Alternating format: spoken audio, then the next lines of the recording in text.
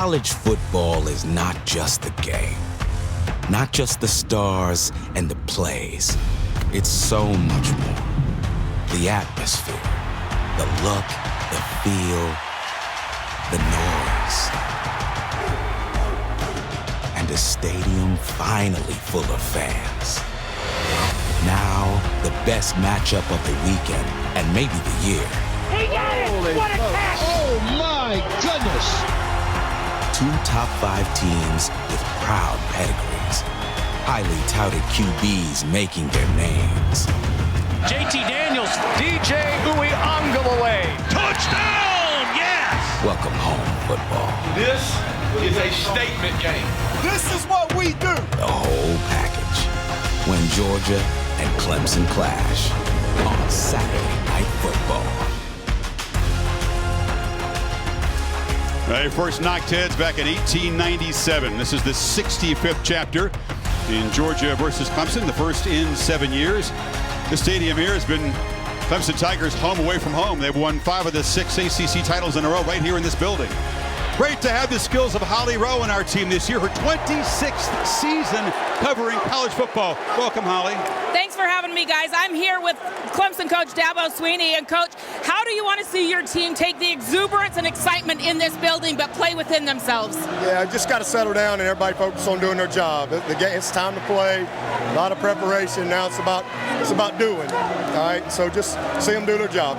DJ has done this job before, but now it's his team. What do you want to see him do well tonight? Just play within the system and respond. You know, respond to success, respond to adversity, lead these guys. Thank you, Coach. West begins for a 7th consecutive college football playoff, and can't wait to see how DJ Uiagalelei responds. Kirky's had a whole off season to study and be the guy. Preparation isn't the issue, but he can't bring all of Lawrence's poise and experience. Can he, his first game? I think he played a tremendous poise last year. James Skowski comes back, surprised a lot of people. But, you know, one thing about DJ, 6'4", 250 pounds. And JT Daniels, man, he plays with tremendous poise. Both these guys are going to have their moments and opportunities. And I thought Dabo brought up a good point. Not just about making plays, it's about responding to adversity, because that'll happen. Clemson's a home team wearing the orange. They won the toss and deferred. Man, last year, he had nothing like this. It feels great. Enjoy it tonight, folks. Zamir White, Eddie McIntosh, 2 running backs deep to receive the kickoff of B.T. Potter, who usually doesn't allow many returns. This one does reach the end zone, but McIntosh is going to bring it out. Runs through 1 tackle, fights hard to get out near the 25-yard line. These 2 quarterbacks, you got JT and DJ from L.A., and they did collide in a very fierce rivalry in L.A. St. John Bosco, Uiagalelei, modern day. JT, this is a playoff game early in DJ's career, and JT had the better of him that night.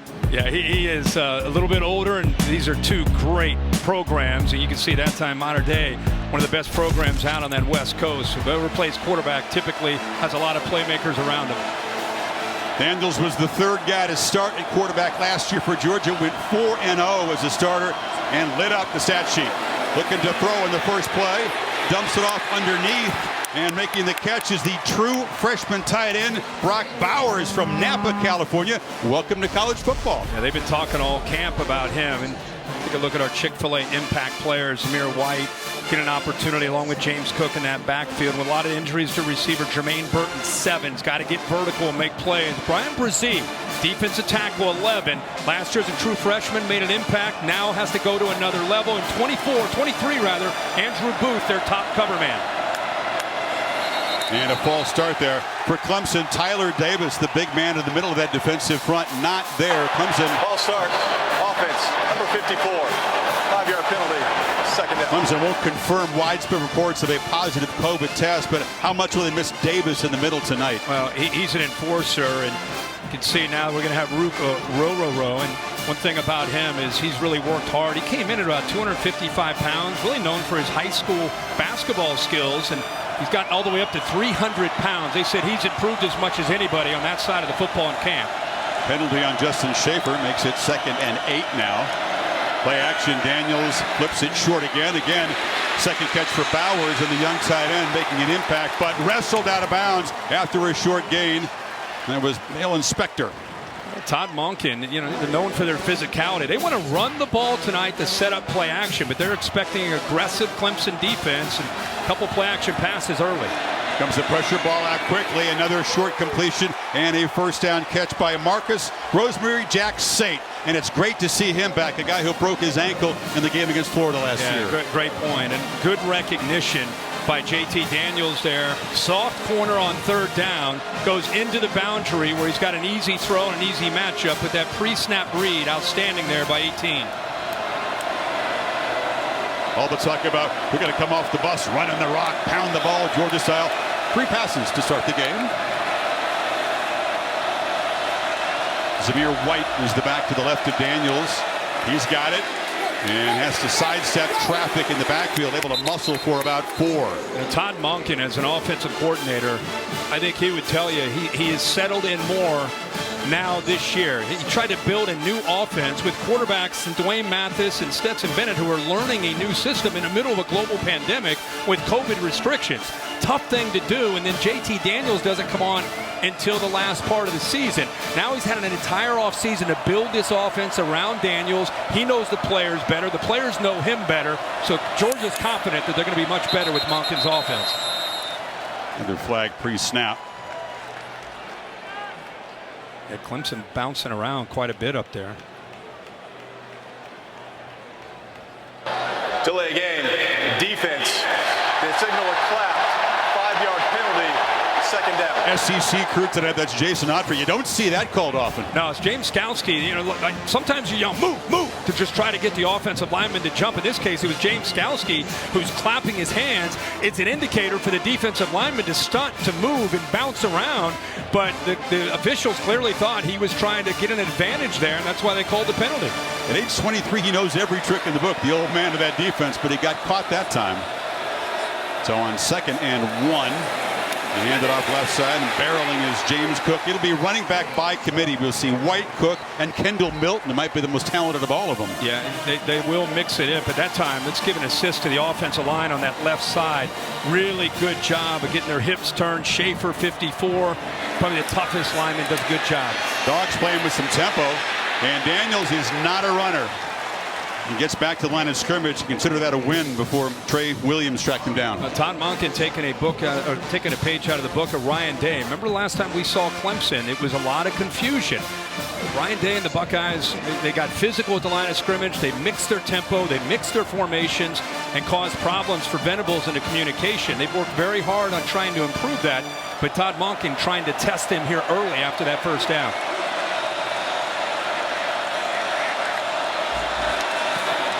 Pitch on the edge here to Milton. It's kind of a tricky thing, isn't it? You're not really a tempo team. You know the other team has a problem with it on defense, but how much do they employ that tonight? It's not really their MO. No, it's not. And you don't have Justin Fields. You don't have the same offense, and it makes it a lot tougher to do. And you can see they're trying to get these big linemen. Look at that defense fly. I mean, that's their strength. It's tough to run wide on them because of how quickly they can move sideline to sideline. See, now Brent Venables likes to get the call in late as he can, and that's the kind of the cat and mouse game with an offensive coordinator and a quarterback going up against Brent Venables. Now, he likes to see that last formation you're in and then make the adjustments with his communication from the sideline. Daniels running out of time here, Kirk. Yep.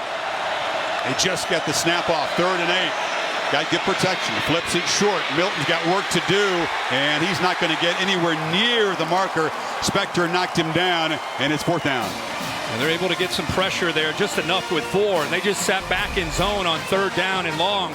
They're just trying to make him dump this ball, take everything away downfield, and then rally to the football. Good job by Spector. And you can see, again, that defense can fly on that side of the ball. So Georgia moves the ball 27 yards, and now we'll try to pin Clemson deep. Jake Camarda, preseason All-American punter, just drops the tip. Boots it high, and it bounces and spins backward.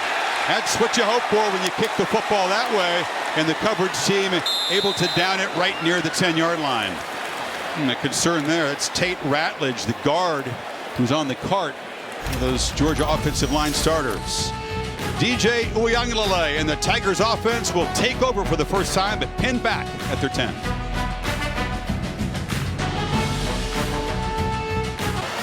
We haven't hand counted. We think the crowd's about 55% Clemson, 45 Georgia. AT&T 5G Skycam there. You can check out the AT&T 5G Skycam Skycast streaming live on ESPN3 and the ESPN app. Georgia folks trying to make some noise as Clemson's first possession begins from the 10. Kobe Pace is the back behind DJ. Justin Ross in motion. Pace, men in the backfield, spins free, gains a couple, but it was very quick penetration by Nakobe Dean. How about Dan Lanning deciding to bring heat? Watch the backers, both the backers here on the early down, anticipating inside run and able to slip through there. Keep an eye on 17, Dean. He is the leader of this defense. Top tackler a year ago. And there is Will Shipley, highly hyped recruit from the Charlotte area.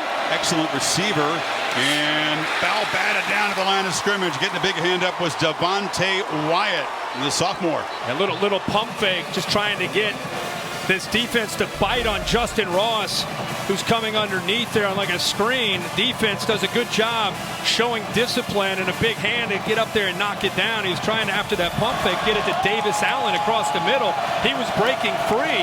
He had a nice spot there in the back of that zone, but give credit to that defensive line. Need 8 on third down.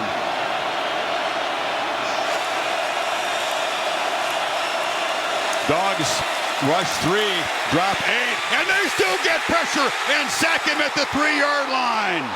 Nolan Smith knocking the big quarterback down. It's time for Nolan Smith to take his pass rushing ability and go to a different level. That was the hope and that was the expectation. In the first third down of the season, he gives Georgia fans a taste of what's to come. One-on-one against Jordan McFadden. Good coverage, by the way, downfield that eventually allows Smith to get home and come up with a big sack. Coach, when you get a 3-man sack against an offensive line, that is an ominous sign. You're right. Will Spires, super senior in his 57th career game, gets off a booming punt. And Kyrus Jackson, not maybe fully explosive. He's still got that brace on the knee, but he's able to take the return in there before the tight end. Yeah. Davis Allen down. Cover and punt. Big stick. Up in the wood. Big Davis Allen. Wow.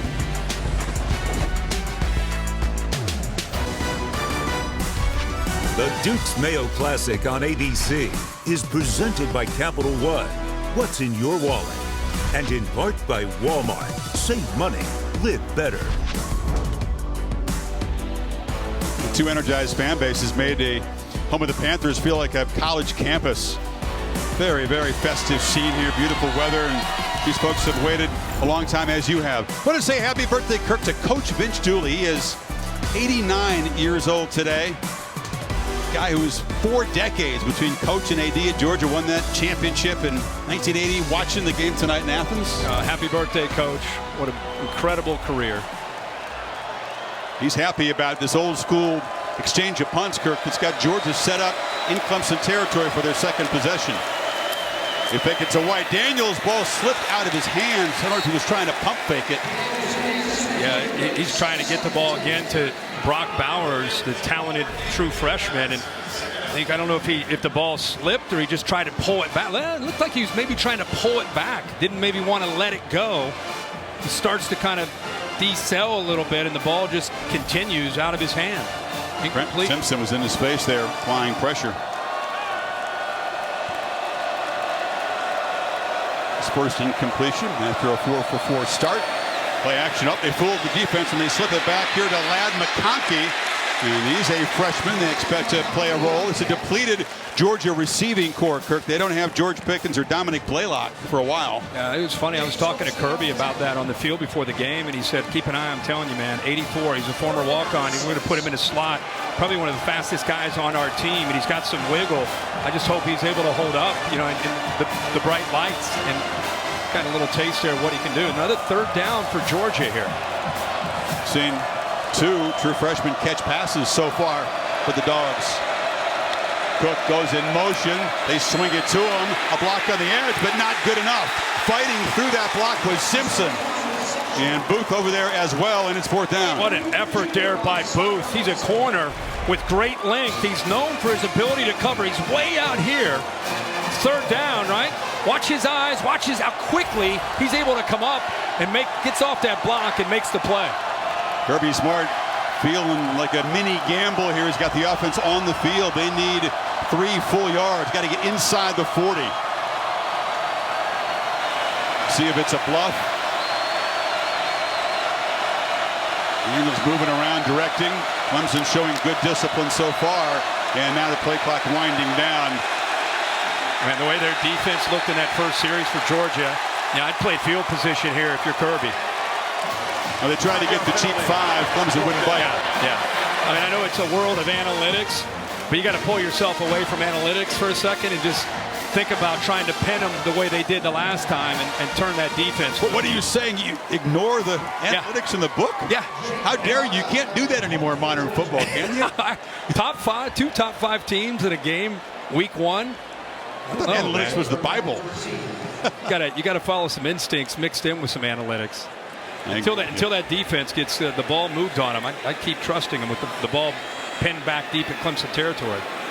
Camarda again, interesting punt return. This is Will Taylor, who is a backup quarterback and also a receiver. He got out of the way, and absolutely perfect execution again by that coverage team. That's what you do, honestly. I mean, that's the 2nd time we've seen great special teams. This game just has a feeling that it could be a low-scoring field position kind of game. We're getting analytics. This is old school tonight. It's all right. Tony Elliott, Boyles Award winner, very experienced. Kirk, what are his challenges as a play caller tonight? Well, line of scrimmage, not to mention where the field position's been his first 2 series. He's got to find ways to get quarterback run game and get the ball on the perimeter away from that strength of the inside of that Georgia defense. Uriunga lay 3 yards deep in the end zone to receive the snap. Has time, launches downfield, and a battle on the edge, overthrown. Tried to get the ball to Justin Ross, and a couple of flags come in. Ringo is in coverage. Yeah, Ringo's a true freshman with great length at 6'2", 205 pounds. He got handsy there near the end of the route, pushing. Pass interference, defense, number 5. 15-yard penalty from the previous spot. Automatic 1st down. First of all, you said, what does Tony Elliott have to do? And he's backed up deep inside his own territory. You can see the left hand clearly. Almost the entire route. He's getting that left hand and grabbing, hooking. And that's what they call it. And Clemson catches a break. But the guts there with a young quarterback against this defense to call that shows you the confidence they have in DJ. Great to see Justin Ross. He lit up Alabama, the 18 championship game, had a good 19, but then out all of last year, a pair of spinal surgeries. Many thought he would not ever be able to play again. Was only very recently cleared for contact. Incredible story. Dabo Swinney jogged in at the top of the screen to try to get a timeout. He didn't like what he was seeing. He did get that timeout. Yeah, the discomforting thing for Elliott, you mentioned it. Timeout. Clemson. You can take downfield shots, but if you can't block the Dogs' front, it's going to be a long night. You don't want it just to be about the vertical pass game. And with the length they have at receiver, the days of Amari Rodgers last year, Hunter Renfrow before that, they were able to kind of work into the teeth of a defense. It's tough to do that with most of these receivers that are 6'3", 6'4", and taller. Holly, what are you hearing down there? Well, guys, you talk about Justin Ross returning to play football. He had a congenital spinal issue that he never knew he had until one day at a Clemson practice he got hit and he just had a stinger. The consequent surgery was 2 different times. They had to go in there and fuse those discs in his neck. He has been with a doctor that was working with the Pittsburgh Steelers, and they said, it's just kind of a miracle that he's even able to play. They've never seen a football player playing with 2 different fusions. But the doctor said that he is cleared to play. Justin and his mother made this difficult decision, and Dabo said it was all up to them. He wants to be out here on the field with this miraculous injury and healing. 1st and 10. Play action, and they get it to Ross on the edge. The guy has 112 career catches, but thought it was all over it. Isn't that amazing? If they hadn't had that routine medical checkup for the stinger, they would never have found that congenital problem. Yeah, I mean, he had it his whole life. Think about that. I mean, you're one hit away from this thing being really, really bad. So he's fortunate that they were able to catch it. And then the procedure, it was a 50-50 chance. They told his mom and he, hey, we're not even sure it's going to work, but it's 50-50 chance he'll be able to play football again if it does. And it's worked out.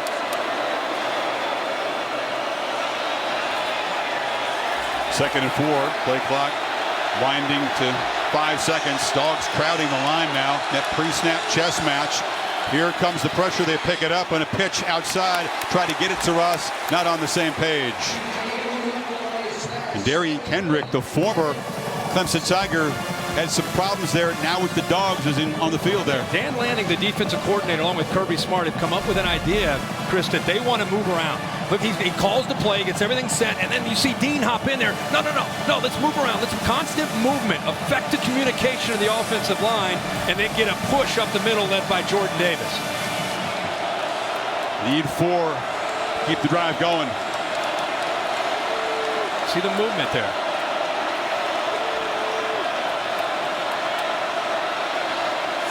Here comes the pressure again. Uyunglele sacked for a second time. They heated things up, and look out for Nakobe Dean. He's going to have a monster season. 17's a problem. Yeah, 17 and 7. They're very active with these inside linebackers. You're going to get pressure here. You're going to get pressure here. And watch the offensive line step down, and they're just overwhelmed on that right side. There's just not enough bodies there. Dan Lanning is dialing up pressure and dominating the line of scrimmage with his talented front. So DJ's had a pass knocked down at the line and been sacked twice. First 2 possessions combined, -5 yards. Spire is under some pressure, gets another good punt away. And Kyrus Jackson retreats to make a fair catch at the 36-yard line. So they got a little bit of field position thanks to that pass interference call. Holly? Well, guys, JT Daniels, the Georgia quarterback, has had a very unusual trajectory. He was a high school star in Southern California, honored at the ESPN ESPY Awards, was a huge deal going into USC, but things just didn't go right. 5-7 in his freshman year. Then the very first game of his next year, he tore his ACL. Subsequently felt like he needed a new start, got beat out a little bit at that position, and here he is cross country at Georgia. Said, I've struggled a little bit with this adversity. I did well with success, but it's been tough. He sought out some help for his mental health, and guys, he is in a really good place right now. And bursting up the middle there is Kendall Milton, picks up 8. It's incredible. We had some sound this morning with Kirby Smart on College Game Day, and we showed him talking about seeing a sports psychologist and what a big difference it made for him, because it's one thing to be a 5-star, it's another thing to deal with that adversity. Well, he got some adversity there. Coming off the edge quickly was Trenton Simpson, and Daniels had to just throw the ball into this brand new field turf here. Yeah, and one thing when you have a quarterback in college football today that's not real mobile, makes it obviously easy. That's a good job by Simpson staying home and anticipating that boot. But you're more of a distributor. You know, a lot of these college quarterbacks, they can create, they move around, they're a threat. The defensive coordinator has to worry about them creating. That's not the case with JT Daniels. So it allows Brent Venables to attack those running backs, take a few more risks, because they don't have to worry at all about 18 taking off and using those legs. They're going to have to hurry unless they spend a timeout here. It's 3rd and 2. Yeah, you don't want to hurry this play. And they took a long time. Daniels checking the sidelines. Timeout. Georgia. You say first time out of the half. Pre-snap, he's elite. But is he a little bit too analytical with the ball in his hands when the bullets are flying? That's the question, Kirk. Can he process fast enough? Yeah, well, and people forget. You think you just saw Holly showing what he's been through in his timeline. He's still a young guy, relatively speaking, as far as reps in a game. I mean, he had a season at USC. He gets hurt early, ends up transferring. Last year, just 4 games. So I feel like we're in the middle of watching him develop. So we're learning as we watch. Yeah, the 4-game set, 3 of the weaker teams in the SEC at the end of the season. And then the best defense he played was the Cincinnati Bearcats in the bowl game when he played well. But it's hard to extrapolate that 4-game capsule into an entire season and think he's going to light it up. Many think he's the best quarterback in the SEC, though. Yeah, Bryce Young may have something to say about that. But again, because of his skill set and lack of foot speed, he's the epitome of he's going to be as good as the players around him because of that, the ability to distribute and make quick reads. White is the back. He's got it on 3rd and 2. He slipped down, and there's a flag pre-snap. Yeah, Georgia had movement on the left side. It's actually a break. He wasn't going to make the first down. False start. Offense, number 83. 5-yard penalty. Yeah, we've seen evidence, Kirk, of what it's like. Again, it was muted. They didn't play in front of crowds last year. It is incredible how new it is for so many players tonight to play in front of a full house and this kind of energy in a big game. Right? Yeah, it's true. And I think even tonight, because of a mixed crowd, it's going to depend. There's Matt Luke, the offensive line coach, but it's going to depend really on which side of the field you're on. If you're looking from our game monitor, to the left is where most of the Georgia fans are. So when Clemson's had the ball, they essentially have felt like they were on the road in front of that Georgia crowd. Kenny McIntosh goes in motion out of the backfield. Daniels is looking over the middle and airmail to try to get it again to the tight end Brock Bowers, and a flag comes in right in the middle of the pit there. See if they grabbed him. And may have grabbed over the middle, like a safety actually got up there and got his looks like Jalen Phillips. Pass interference. Defense, number 25. The ball be placed at the spot of the foul. Automatic first down. Good spot. That's who it is. Yeah, and he really didn't even need to do this. I mean, they're playing zone. See 25 right there, just grabs a hold of it. And the ball, I don't think it had a chance because of Skalski being there, but the Dogs catch a break on third down and they come up with a first down.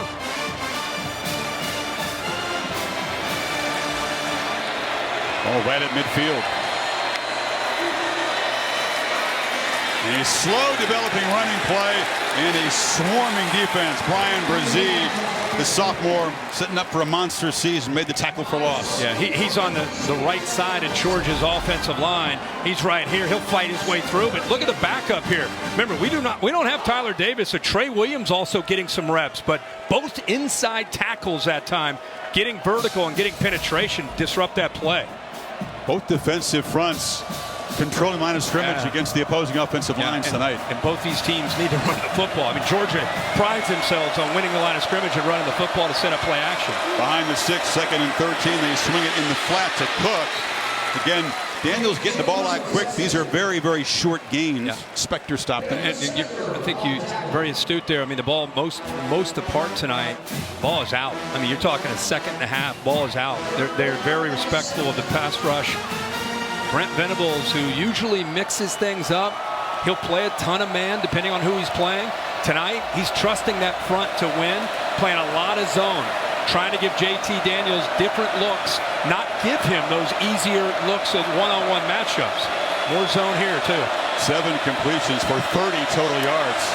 On 3rd and 7, Daniels has good protection, and once again, it's the tight end. Brock Bowers is open. He's got 3 catches. It's a first down at the 35. And nobody's across from him. Easy release this time for Bowers. And he's dropping a defensive end, but that's an easy pitch and catch.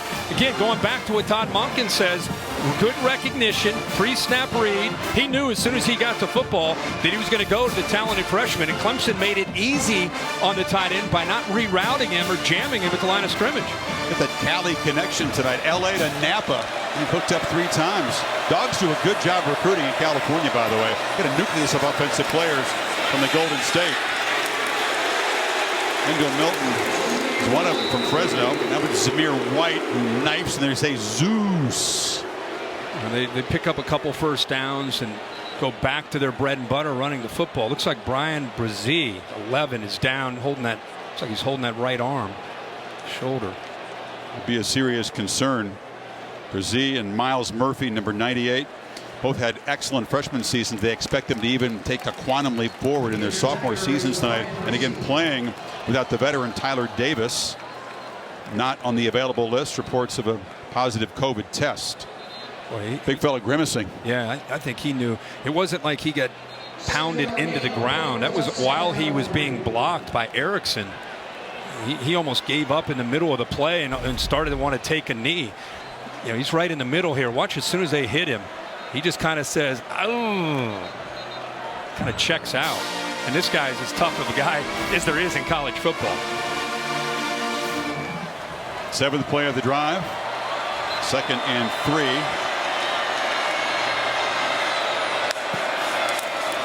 White. It's going to be tough. It's going to be hard to earn yards with the running game tonight. He dives down short of the marker. They're really going to test the depth of the interior. remember, Tyler Davis already out.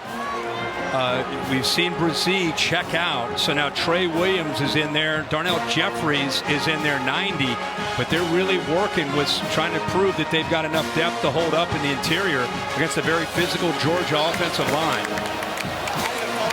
Tyler Davis and Brzee, you could put them in top 5 maybe as inside defensive tackles. On third down, ball came out. White fell on his own fumble, and they do move the sticks. Lamonte Bentley made the hit. Bentley drilled him. Ball came out, and you're right. After this big hit right there, puts his head right, face mask right on the helmet or the ball. The ball just happened to bounce right back to him. Or that's a Clemson turnover. Good job of filling there by Bentley, but another first down. Georgia, it's like a boxer sees that there's a cut. They start to see that they've got a matchup advantage in the middle. They're going to try to run that football in the middle of that defense. These are body shots to keep the analogy going here. Yeah. Georgia's run 19 plays. Clemson's 6 so far. Daniels flips it one more time. It's the tight end, Bowers. Does a good job to slip a tackle. Fights for a couple yards. Skowski eventually got him. Fortunate today with Darnell Washington out of the lineup, and got a young freshman, Brock Bowers, who, as I said, was a big story in camp. Sometimes players emerge. Oh boy, now we have James Skowski, the leader and veteran. Just got the right arm hanging down. Yeah, but anyway, Bowers emerged, and very fortunate for Georgia's offense to be able to have him. Washington, very tall, athletic tight end, is a real weapon. He was in the walking boot before the game. John Fitzpatrick, another veteran, he'd been hampered in camp, so number 19 had to step in, and he's showing why they were so excited about him in Athens. Skowski made the tackle. Thing about Skowski, I mean, we kind of were talking to him on the Zoom about when he gets into contact, he lowers his head. He's been thrown out of a number of games because of that, and I hope he's okay. Yeah, the last 2 CFP games he's played in, ejected for targeting. Milton is the back now and shaking at 8. Jake Venables in the lineup now in the middle there. Final minute of the first quarter. Daniels, downfield shot over the head of Ladd McConkey, had him open. That's the first time they've actually tried to press the ball. Yeah, I mean, and again, they were able to get behind, right behind Goodrich, front of the safety, really a tight throw. Not a real tall receiver. Tries to go up and make a play on it. Pretty good throw, but again, you're trying to squeeze that in there between a corner and a safety with a shorter receiver. That's a tough ask, and James Skowski gets back in the lineup. Yeah, a short slot receiver, not the ideal guy to throw to down there. So Skowski, the leader in the middle. Tigers on 3rd and 8. Back off a bit. End zone throw. Battle on the edge. Flag comes out. Donnie Mitchell was defended by Mario Goodrich, and it's going to be pass interference. He threw it right away, and Daniels timed to throw the football. We wondered if that would be the case, especially in obvious passing situations. I mean, he just closes off the route. Goodrich doesn't allow him to go downfield. 2 fouls on the play, 1 by each team. Holding, offense, number 54.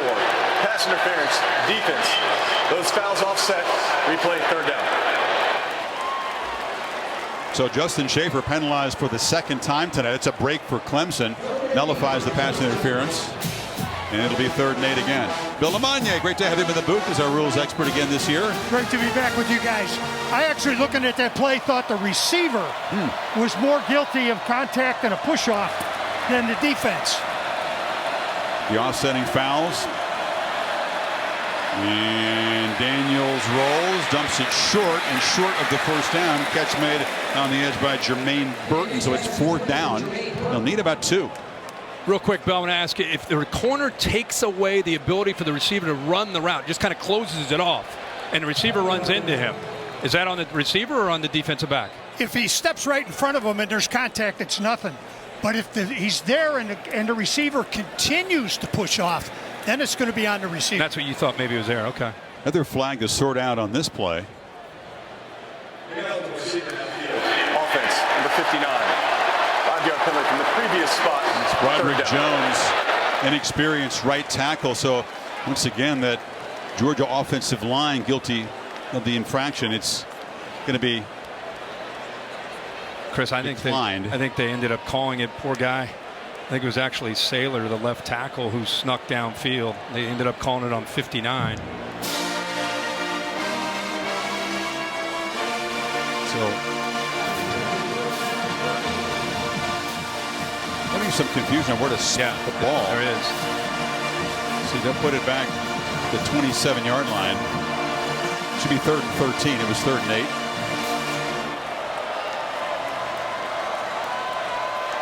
Seconds ticking away. Doubtful Georgia will snap it before the end of the quarter, and they don't. So defense is in control. Georgia owning field position and an edge in total yards of 70 to -5 after 15 minutes in Charlotte. Back after this message and a word from your local ABC station.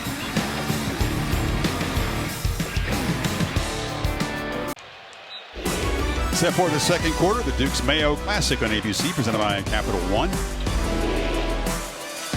NFL off weekend, so Trevor Lawrence was on the sidelines pregame, now sitting in the stands. Jaguars and the Texans open their season. Dogs need 13. We'll keep the march going as we begin quarter 2.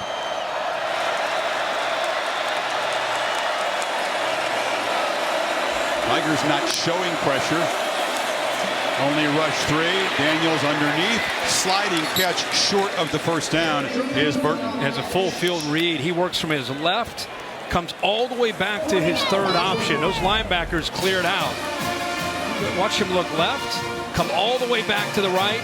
And again, finds got a couple receivers. He finds Burton, who settles in right in the middle and gives his kicker a much easier attempt here for the 3 points.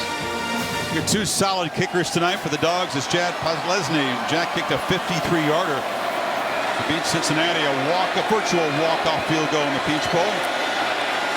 And hooked this one. Hooked it. And a 45-yard drive produces nothing, and we're still scoreless. Just when I talk about how reliable. I know. MVP of the Peach Bowl. Hooked it badly. Yeah, I mean, the hold looks good. Yeah, he just hooked that. By the way, by missing that field goal, Clemson, who, by the way, in the first quarter ran 6 plays. They had 3 3-and-outs. They have 6 yards of passing so far. Total yards -5, and they're going to start with their best field position of the night, starting at the 20-yard line. Let's see if Tony Elliott can find ways to get Uiagalelei a little comfort, get the ball to the playmakers. He's going to have to run the ball tonight, Chris. He's going to have to run. He's a big physical guy. They get up to Shipley in his hometown, and he is tracked down and dropped behind the line of scrimmage by Channing Tindall, the money backer. Tindall can fly. These linebackers can fly. Right here in the middle, it's Tindall from the backside who's able to read it right away and anticipate and then take off. Nobody is there to be able to pick him up because I don't think they expected that kind of speed running sideline to sideline. This is Saban protege. I love the name of some of the positions here. Money, Jack, Max, Star. No boring position names. Uiagalelei dumps it short. Ross is grabbed and fights free, but picks up a few, and now it'll be 3rd and long. Right now, because they can win at the line of scrimmage, and these backers are active, there's no fear of anything downfield. And it's allowing the safeties and the backers to let the ball be thrown in front of them on these quick, short passes and then use their speed to chase the ball down. I don't think just watching this, you don't feel that these corners are overwhelmed or intimidated at this point in the game by these talented Clemson receivers. They have length, but I don't know if they have the speed to strike fear in this Georgia defense. Both Dogs' sacks have come on 3rd down. They don't bring heavy pressure this time. Shipley makes the catch, slips a tackle, and the freshman picks up a 1st down for the Tigers. Their first. He got out of the tackle of Dean that time. Yeah, you got to make a play like this. He's a running back he's a playmaker. He can do things like this in space, and he's got physicality to be able to break off of a tackle. An outstanding high school player right in this area. Went to Weddington High School, one of the top high schools in this state, and was an outstanding player, great lacrosse player. So, you know, he's fired up to have his first game in that uniform right here back home. 40 touchdowns last year in his senior year, 2,000 rushing yards. DJ's got it. Rolling. And now just scampering out of bounds. He was chased there by Christopher Smith. You know, I keep going back to this because when Chad Morris first came here and they had Taj Boyd was a factor that defenses had to account for, whether it was scrambling or creating running plays within a zone read or quarterback keep. And then the baton was handed to Deshaun Watson. Same thing. He didn't run all the time, but he ran enough to make you have to respect it. Same with Trevor. And you would think with DJ, you're going to have to see more of that to make the defense realize he's willing to be a runner. And the bigger the game, the more the quarterback ran for Clemson, right? Yep. From the pocket, gets it out over the middle. Caught on the slant there is Joseph Ngata. And the Tigers got something going now in Georgia territory. And it just feels like a little bit more urgency. And now they're really cranking the tempo after this first down, trying to get this Georgia defense on its heels.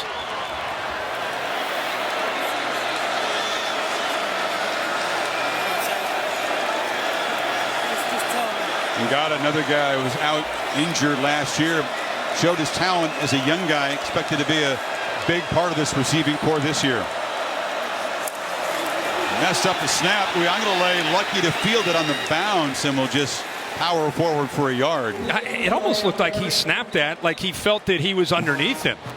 Like Bockhorst, to his move from guard to center, he looks like, did he snap this? It's almost like he stopped the snap halfway. I don't know what happened. Short arm it back. Yeah, he did. Other simple things, Kirk, aren't so simple, right? When you haven't played in a big crowd, big game. Yeah. Opening game. That was a strange snap there by the big man.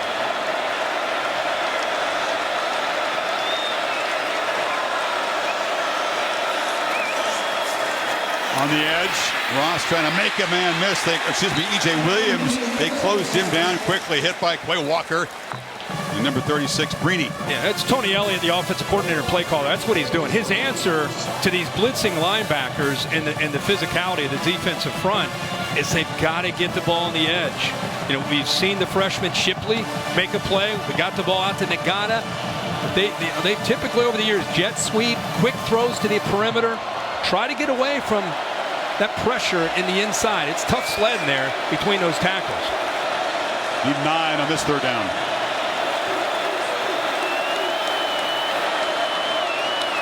Again, the fumbled snap. DJ shows good poise. He's not going to escape. The timing was messed up, but again, the simple things, not so simple so far tonight for either side. No, and that time it was just DJ with his eyes downfield. You know, it's a big third down. His snap's fine. Watch his head look up. See how he just starts to peek. Didn't quite secure the ball. As you said, Chris, good poise to just pick up the ball, but see, he's still trying. He's scrambling to throw. He's not scrambling to run. See him peek up there? That's what I just don't think he actually had the ball before he was such in a hurry to read the coverage that he didn't quite have the football. 2 starts last year. They fell way behind at Boston College. Biggest rally in school history. The 400-yard game at Notre Dame, but situationally, little shaky on third downs and in the red zone. And again, it's a good defense in a hostile environment. Timeout. Clemson. This is their second. They're trying to get tricky there with the punt snap. If I'm Brandon Streeter, the quarterback coach, or I'm Tony Elliott, or I'm Dama, I pull him aside. He's got a brilliant career ahead of him. Hey, tonight, when you get out of there, go, run, urgency. We got to get 6 yards, get 8 yards, run the football.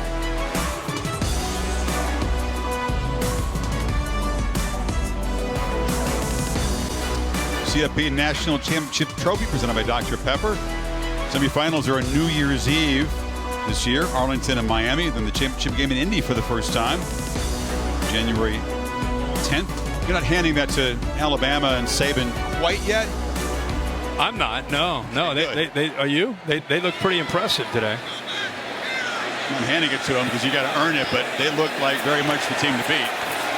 Winner of this game could go to number 2, actually, with what's happened in the top 5. Oklahoma and Ohio State not being dominant. Chris Felica, the Bear, in his den for the Affleck trivia question. Hello, gentlemen. Hello. Tonight's Affleck trivia question. As you know, it's been a while since the national champion lost their season opener. All 28 teams in the college football playoff won their season opener. So who was the last national champion to lose their season opener? Was it Colorado? Colorado had a tie, so close. No, they tied Tennessee back in the fifth round game, right? Yeah. Well, it's obviously, as you said, not the playoff era. Ohio State won the title. They lost their second game of the year, right? Yeah. Milton barrels forward, takes a hit, but gains 8. By picking up a few first downs, Clemson's again been usually close to their own goal line most of this first half. At least that time they pick up a few first downs. Good punt, good special teams. Now they get Georgia pinned back. Let's see if their defense can take advantage of that. But a good first down play by Georgia to get this drive started.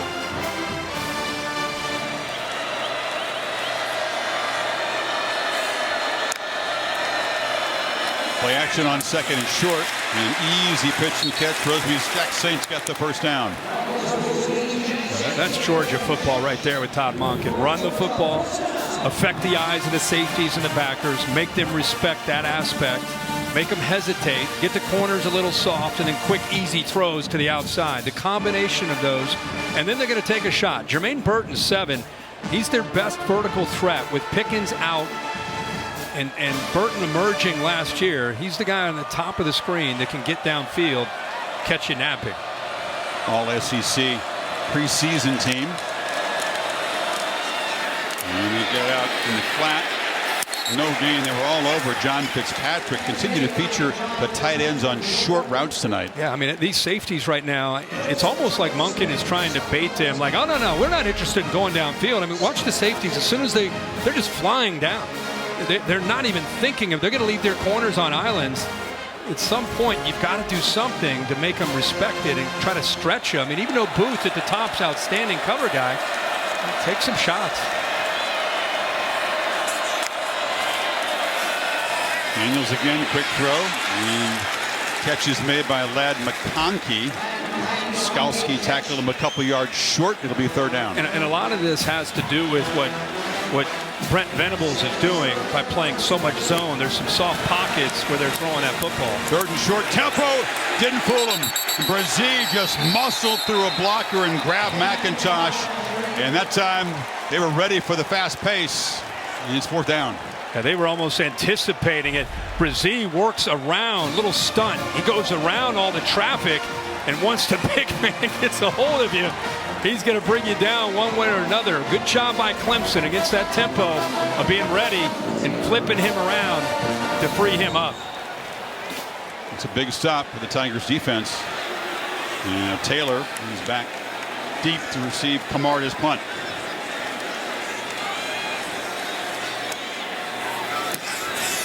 It's very high. Taylor has to retreat and make a fair catch. We've seen some excellent punting tonight. We got that going for us. Hang time over almost 6 seconds.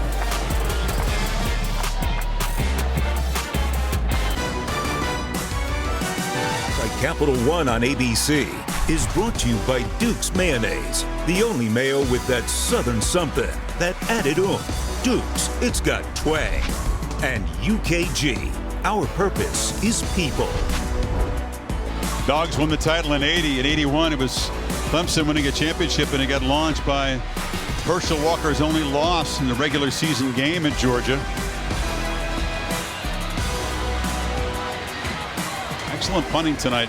Camarda's 3 punts have all been down inside the 20. So the Tigers take over again, backed up at their 15.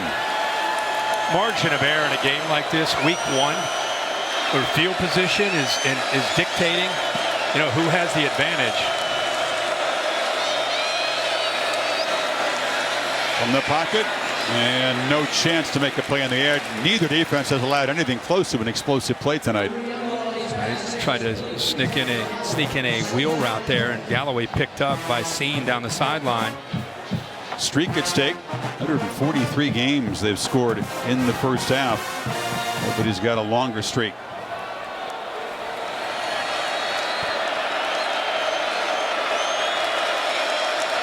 Second down. Misdirection handoff back inside and going absolutely nowhere. Dixon Carter on the stop. This Clemson offense, people would say without Trevor Lawrence. I would say without not just Lawrence, but Travis Etienne. Clemson could not run the football last year. And they'll tell you, well, people crowded the line because of Etienne, so they had to throw the ball to him a lot. I would tell you, I don't think Clemson's offensive line was as good as they've been in years past. And now you take ETN's playmaking ability away from this offense with an offensive line that's still trying to build continuity. Makes it tough. It takes away the running game. It puts it all on DJ in the passing game. Last third down, they didn't bring the heat. Now they bring pressure. DJ gets it out. Again, miscommunication with Ross. They tried to target him a lot, Kirk. Again, hasn't played since 2019 and not on the same page with DJ so far. No, he's trying, and again, he's getting pressure. And, you know, it's different between scrimmaging in August versus going up against a defense on national TV in a full house. He's getting his internal clock saying, I got to get the ball out. Ball's behind and early, and you see the frustration there with Ross kind of putting his arms up, wanting that football a little bit more out in front of him. Clemson had to run a man on late. They only had 10 on the punt team. There was Jackson back deep for the Dogs. Spires can do it all, kind of rolls out, kicks it Aussie style, but it's not very good. And it hit a couple of guys over there. Clemson believes they have recovered. They did touch a Georgia man. Two guys were tangled up at midfield, but it took a bounce. Yeah, I think it hit. Definitely hit a Georgia player on the foot. And that is the signal. Clemson football at midfield. First really major mistake so far. Take a closer look. Yeah, I think it was Milton too. Watch his foot right there. He kicks the ball up in the air. Just got the laces of the shoe on the laces of the football. Just barely grazed it if he did. Yep, it changed direction after it hit his foot. And once it hit, I mean, there's just nothing but Clemson jerseys. Again, week one in a game like this, two great defenses. It's going to come down to which team makes a critical mistake is going to be the team that ends up losing this game. See if Clemson can take advantage of it. We had some really good punts tonight. That was the ugliest punt of the night, but it created some chaos down there. They'll review the play. We'll take a break.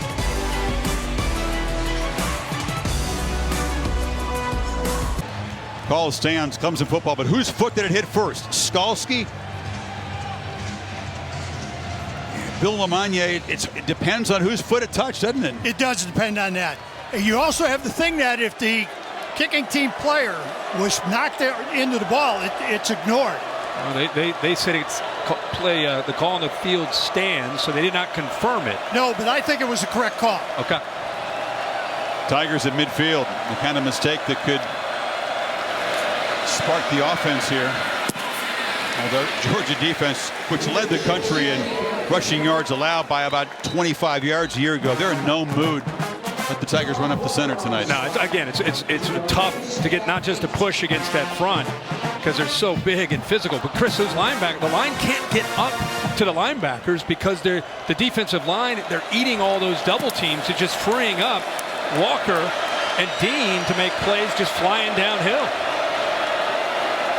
2nd and 8.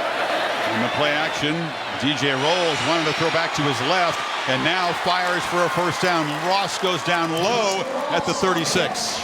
He's looking back to Shipley, who was on that wheel route. And again, if he takes off and runs, he's probably going to pick up a first down as well. But he is scrambling to throw, and that time he's able to find the rhythm there and timing to get the ball to Ross, who's able to separate from the DB.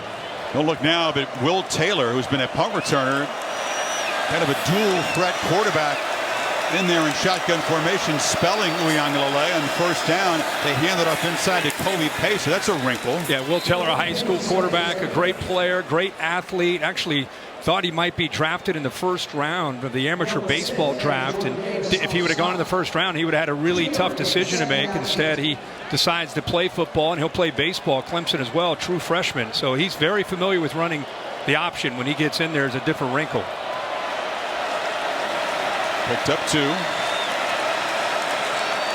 Pace, the running back, lined up in the slot, empty backfield. Ball out quickly. Catch made. It's Breeden Galloway, the tight end. He'll be 4 yards away from the marker. 3rd down coming up. Just kind of dinking and dunking, right? I mean, Georgia's keeping everything in front, kind of like what Clemson has done. Nobody's able to get behind these defensive backs. Remember, that was a big question. Georgia lost 7 defensive backs off of last year's roster. Few to the NFL, a couple to transfer, talking 7. And so far, these defensive backs are holding up, including former Clemson Tiger Darian Kendrick at the bottom, number 11. Here comes the noise.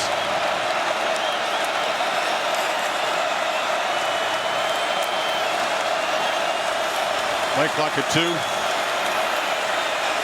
From the pocket. Intercepted! Jumping the route is Christopher Smith. A foot race. Can the quarterback catch him? He cannot. Pick 6, Georgia.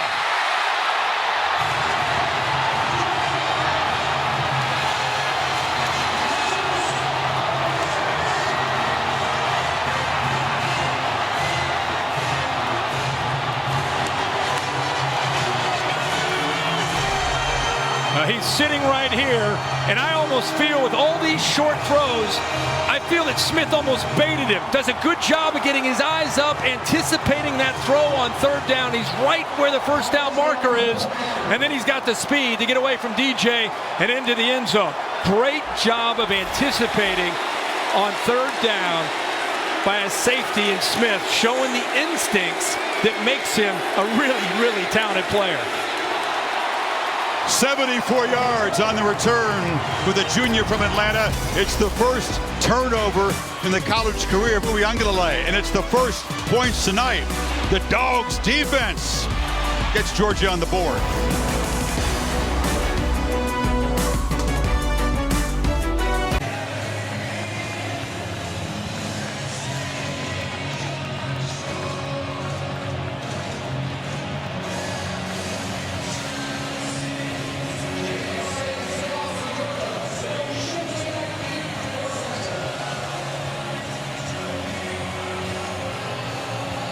Kevin, you got a fancy house there. That's a good look. Yeah, it is.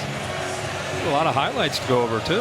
Georgia emphasizing more takeaways. That was not a strength of this defense a year ago. Only had 9 picks last year. Smith's pick 6, the first points of the game. Shipley will let it bounce over his head. A tough night if you're just tuning in for DJ Uiagalelei. First start of 2021, 7 of 12, just indecisive. Now let's give Georgia a lot of credit here. This is a great defense. Can't run the ball. Offensive line is getting beaten up, but it's just been, the game feels like it's moving fast. And here on a 3rd down, telegraphing, facing the blitz, and Smith steps in front of it for a touchdown. And after this, DJ tried to make the tackle. You can see James Skalski, starting middle linebacker on the other side, one of the first ones down there, say, hey, man, let's go. Shake out of this. That's what leaders do, and it's good to see Skalski doing that. But Dabo Swinney told Holly Rowe, we want to see how he responds, not just to the good plays, the bad plays. Well, here we go. His streak of pass attempts to begin his career before interception stopped at 128, and that's Rosemy Jack-Saint. We talked about the receiver who was coming off a broken ankle last year on that kick coverage team. Holly? Well, guys, Christopher Smith, who had that nice interception return for a touchdown. One of the things his defensive coordinator said about him that I absolutely love, he's 5'11", 190, and he said he's a little dog that thinks he's a big dog, and he had some bite on that play. But what was hilarious is he came over to the sideline. Guys are trying to congratulate him, and they're trying to put those Savage pads on him that they have, that's their version of the turnover chain. Yeah. He couldn't get him on because he was sucking oxygen. He had to take so much oxygen. They're stretching him out on the sidelines right now. I saw him, it must have been cramping because they were stretching, like you said, the calves. He wants to get back out there. I love an undersized, scrappy safety. And if you appreciate defensive football, what he did, Kirk, in that play, did his homework, studied tape, jumped the route, followed his instincts. Just a beautiful play. And he knew he had to blitz on that side, and he knew that the ball was going to have to come out quickly, and he anticipated that short, quick slant and that glance route. He just jumped in front of it. Now we'll see right away how Uiagalelei responds. Got under 3 minutes to go before halftime. Right back to work. He threw it into traffic, and it was broken up. Intended for Galloway, and that's Lewis Seen, the safety. Boy, it looked like I thought Lewis Seen maybe got there a little bit early on this crossing route, trying to work behind the linebackers. It opens up, and if you look real close, 16, as he tries to get to that football, got there a little bit early, gets away with it. DJ 7 of 13, 51 yards through the air.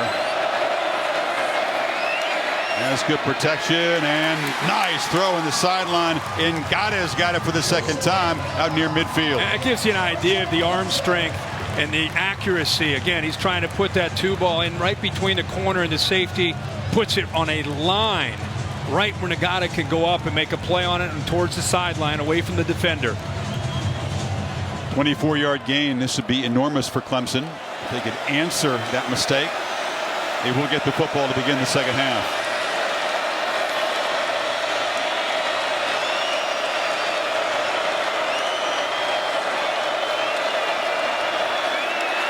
In traffic, play never really had a chance. They didn't get to it, but they affected the throw. Yeah, one of the things that Nick Saban has always believed in, and you see it with Kirby Smart, we're seeing it tonight with Dan Lanning, is sitting back with 2 safeties to take away the vertical shots. See, sometimes it's not about the sack. It's just about affecting him and slowing and affecting the rhythm. But you sit back with 2 safeties and they still can't run the football, that's a good night. That is a good night because it makes it hard to throw the ball. And if you're winning with that defensive line and those linebackers in the run game, you're winning as a defense.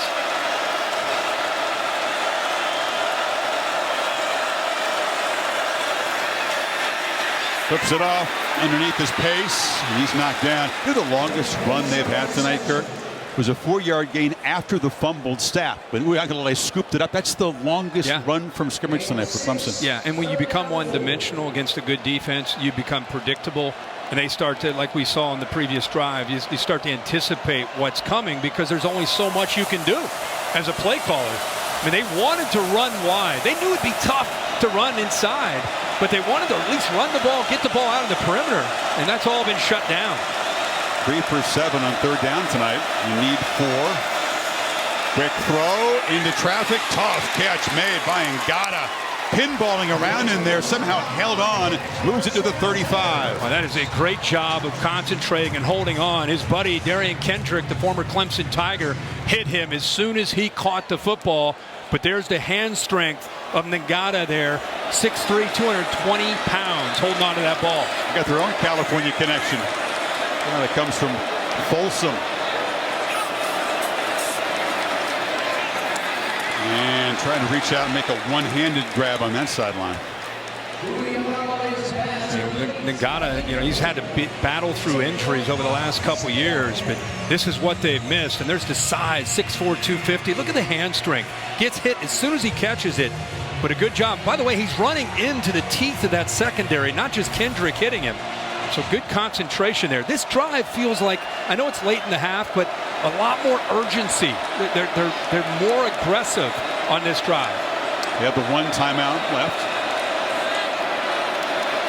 Pressure, throws the ball to the ground, and they're checking to see if it was grounding. Jalen Carter knocked the quarterback down. No flag. And of course, as soon as I say that, he's indecisive because everybody's covered downfield. This is a coverage, almost sack. He's looking to work to his left. He's really fortunate. He's able to get that ball away before Carter gets in there to bring him down. Georgia fans jumping around. They're beating on the drums here. Now it's 3rd and 10. You go from a guy like Trevor Lawrence, all those games in 3 years, ability to work through progressions, to a guy who's very talented with a bright future, but still young. He's kind of locking in on receivers, and when they're not open, he starts to become very hesitant. Oh, ball hawking over there was Dan Jackson, the safety. He's reading that slant. It's 4th down. Yeah, his job is to just sit there and wait for anything coming into the middle, or a crosser or a glance. And if that ball's thrown on the money, I think Jackson's able to step in front of that. Again, it's so different for Tony Elliott to call plays with a guy who's just had a couple starts last year from what he had with the 1st pick overall in the draft. The talent is tremendous. He's going to have a great career, as you said, but he is being put under duress tonight. Going for it on 4th and 10.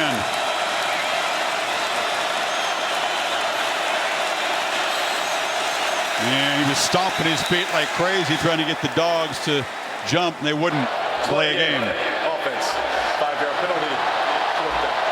So now they'll bring the punt team out. Does it surprise you they didn't run a play? No, it's 7-0, and Georgia has 7 on a pick 6. I mean, it's still it's first half. Yeah. I mean, you want to put Georgia back there, let them maybe work the clock and get off the field down 7-0. You go for that there, and you don't get it. You give JT Daniels the ball at the plus 40. At the very least, they're trying to get a field goal. So I think it's a no-brainer. You got to punt this ball away. Well, it would have been their own 42, I guess. But. Yeah, but still, I mean, you're a couple completions. I get it. Got a first it's a night for old school decisions here. Yeah. Spires boots it up. Jackson gets out of the way, and everybody in Georgia just runs away. No one was in with 30 yards of the football that time, and it's a touchback. They couldn't grab it. They were not going to make that same mistake again. That's right. Let's go back to the Bear for the Aflac answer. I got nothing for you here. What do you got? Well, we asked tonight's Aflac Trivia question: who is the last national champion to lose its season opener, inferring eventual national champion? Got it back to 1983, the Miami Hurricanes. Florida? Blown out by Florida in the season opener, then ripped off 11-0, of course, capped off by that incredible Orange Bowl win over Nebraska. Bear, be honest. He wants to feel better about the Miami. I was going to say, Bear is a Miami alum. I mean, you thought it'd be competitive for a half today, right? You thought, Bama's breaking in some new people. You thought it'd be competitive, right? Yeah, you thought it could maybe be like that West Virginia opener a couple of years ago. Alabama maybe starts a little slow, then pours it on. But yeah, that was that Alabama defense. Turns out Bryce Young and the boys that defense is pretty good. Why would anybody agree to play Alabama in one of those season opening games? I know it's nice for TV. I'm sorry. Why you gotta say that, man? Cook knocked down after a short game. Dogs figured just to bleed this clock out. There's a aggressive pylon cam. Just nose over the plane there. Yeah, E.J. Williams with a good effort, almost able to pin that. But yeah, Georgia's very content.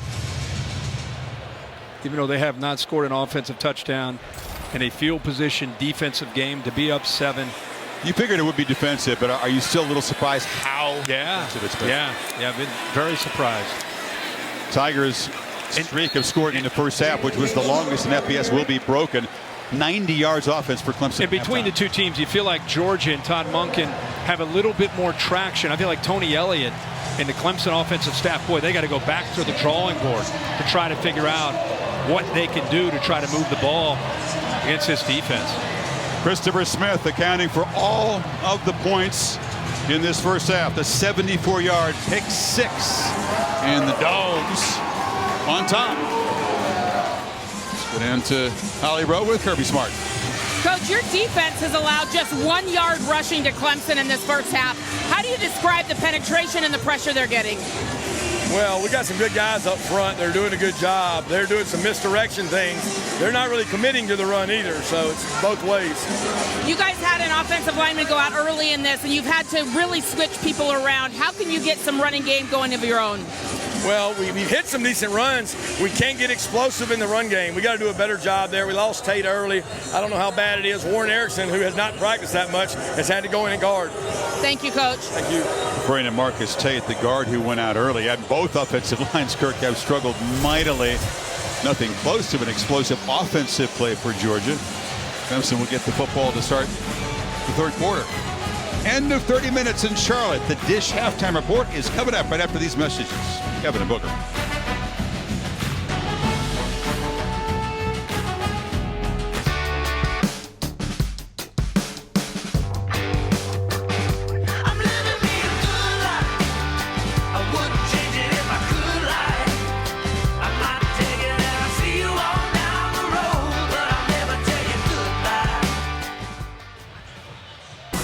And welcome back to Charlotte, the Dukes Mayo Classic on ABC, presented by Capital One. Hard-hitting game, 2 aggressive defenses. The offenses have not scored. A pick 6 by the Dogs has them on top. Chris Fowler, Kirk Herbstreit, Holly Rowe, old school. Back to the first meeting in, 1897 here. Georgia's longest play from scrimmage, 12 yards. They've got the lead. Clemson's going to get the ball first, Kirk.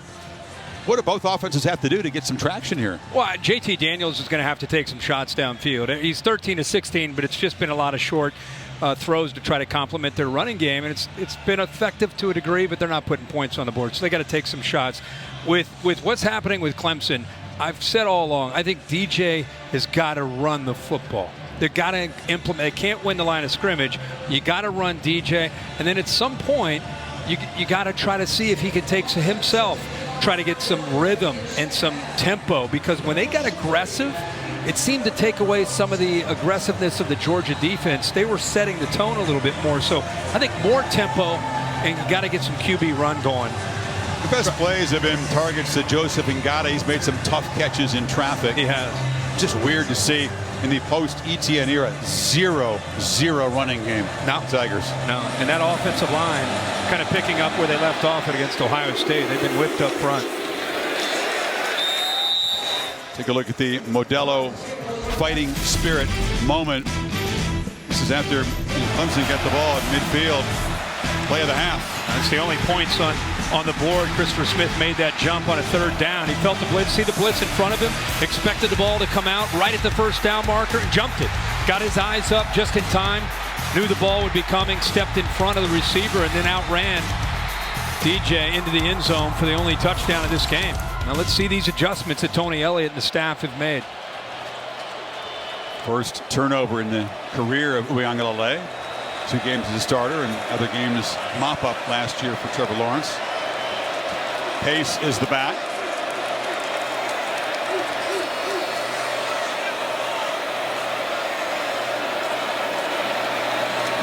Enough in the middle, nothing doing. Holly.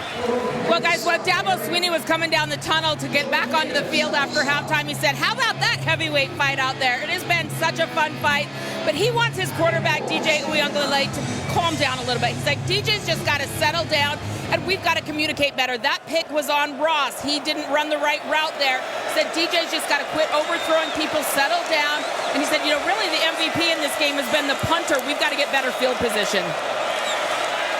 2nd and 9, batted down at the line of scrimmage. You buy that? It's on the receiver, not the quarterback? No, I think it's a coach trying to take care of his young quarterback who's got a bright future. This defensive line continues to anticipate and kind of feel things out. At the time, Devontae Wyatt, one of the leaders up front of that defense, 95, almost playing like a linebacker that time. Couldn't get to DJ, so he just got up and knocked it down. The 2nd time he's done that tonight. They counted it as one of the havoc plays. They keep charting, and they've created plenty of havoc in the first 30 minutes. Lots of shifting and moving on both sides pre-snap. Play clock at 5. Here comes late pressure. And again, misfiring. A late flag came in. They were targeting Ross. Dean was closely covering, and maybe too closely. Wow. Wow, I feel like Clemson catches a break here. Justin Ross. Defense number 17. The route didn't even get to the 1st down marker, but he did grab the shoulder when he came out of his break. Dean is guilty of grabbing onto the shoulder. And he touched the shoulder. I don't know if that's pass interference. Get a feel for Justin Ross. Again, we told you his story in the first half. Imagine just being back out there after having just barely been cleared for contact. 2 spinal surgeries. It's got to feel a little surreal for him, and he hasn't really looked like the Justin Ross of 18 or 19 yet. Well, he doesn't have Trevor Lawrence throwing an ETN behind Trevor Lawrence. So 1st down after the penalty. This is Shipley, a true freshman. That qualifies as a big play for the running game tonight. Wyatt on the stop. You know, I think besides the obvious, where the defensive line is playing great and the linebackers flying, I think they just look really well prepared for a first game. Dan Lanning, the defensive coordinator, and Kirby Smart, they have these guys expecting certain plays, putting them in position to make plays. Late pressure again. DJ on the move, has to just throw it away. You got Lanning. You got obviously Kirby Smart, defensive mentality. Will Muschamp's helping out, so a lot of defensive brain power over there. Yeah, absolutely. Again, there come the backers again. Backers are getting through. They're getting penetration. He just tries to buy time and just get rid of it. It's Dean again. Boy, Dean, we've seen Dean and Walker both blitzing a lot. Guards and tackles not able to pick them up because of the suddenness, and they're occupied with defensive linemen. Boy, Dan Lanning is dialing up tonight. Big Cinco, as they call him. 0 for Cinco. 5 straight incompletions. They need 7 on 3rd down. 4-man rush. Gets it out. And again, it's Ngata. They left him alone there. Quarterback spots him 1st down in midfield. Yeah, that's a little bit surprising. You have a true freshman in Ringo, and I don't know if there's a miscommunication there. But I was shocked that he dropped. He was up tight, and then at the snap of the ball, he drops back. He had a couple defenders, and nobody. It makes it really easy for quarterback and receiver on third down. Not much has been easy. No, that time it was. Yeah. Here's a little reverse. Ross takes the scoop, and he is knocked down after a 5-yard gain as Elliott looks for those kind of wrinkle plays to throw off that pursuit. Over the years, I want you to think about this. Artavis Scott, Hunter Renfrow, Amari Rodgers. These receivers are tall. They're outstanding. But there's always been a shifty slot receiver in this offense when they've been great.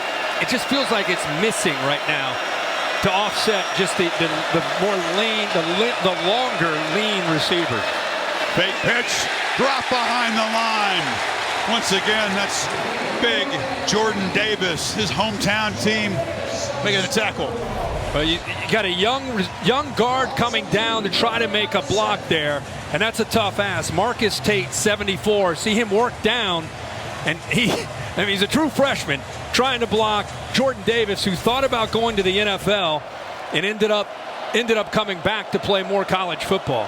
How does a 350-pound man run a sub-540 and have a 30-plus inch vertical jump? Crazy. And it's a cerebral guy, too. 3rd and 7 again. Uyunglele sacked again. Nakobe Dean's been a nightmare tonight. They're just going to keep dialing it up. They're going to keep pulling these linebackers until you stop them. I mean, especially on third down, they're shooting different gaps. They've been coming on the right side quite a bit, affecting the communication. And, Dean comes free, but give those big defensive linemen who are slanting and angling a lot of credit because they're eating up those linemen. And then you see Dean coming around behind that, effectively rushing the quarterback.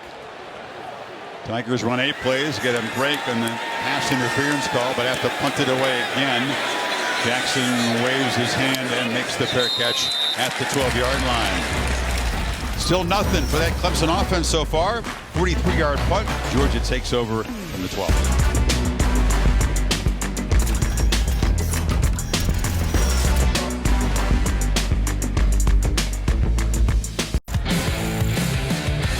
JT Daniels, look how quick he's getting the ball out tonight. And again, look how short these throws are. He's 13 of 16, so he's been effective. He's been efficient. Here's probably one of his better throws to the freshman, Bowers, but Clemson's doing everything they can to keep everything in front of them.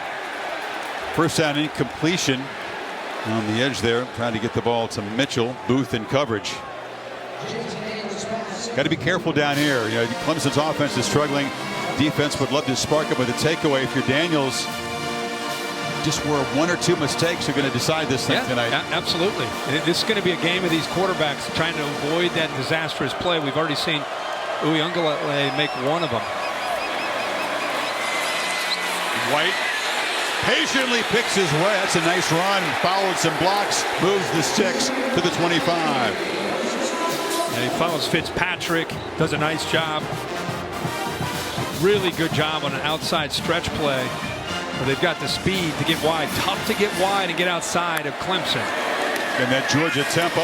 They flip it off to the freshman tight end. Bowers bounces off a man. Spector knocked him down, short gain.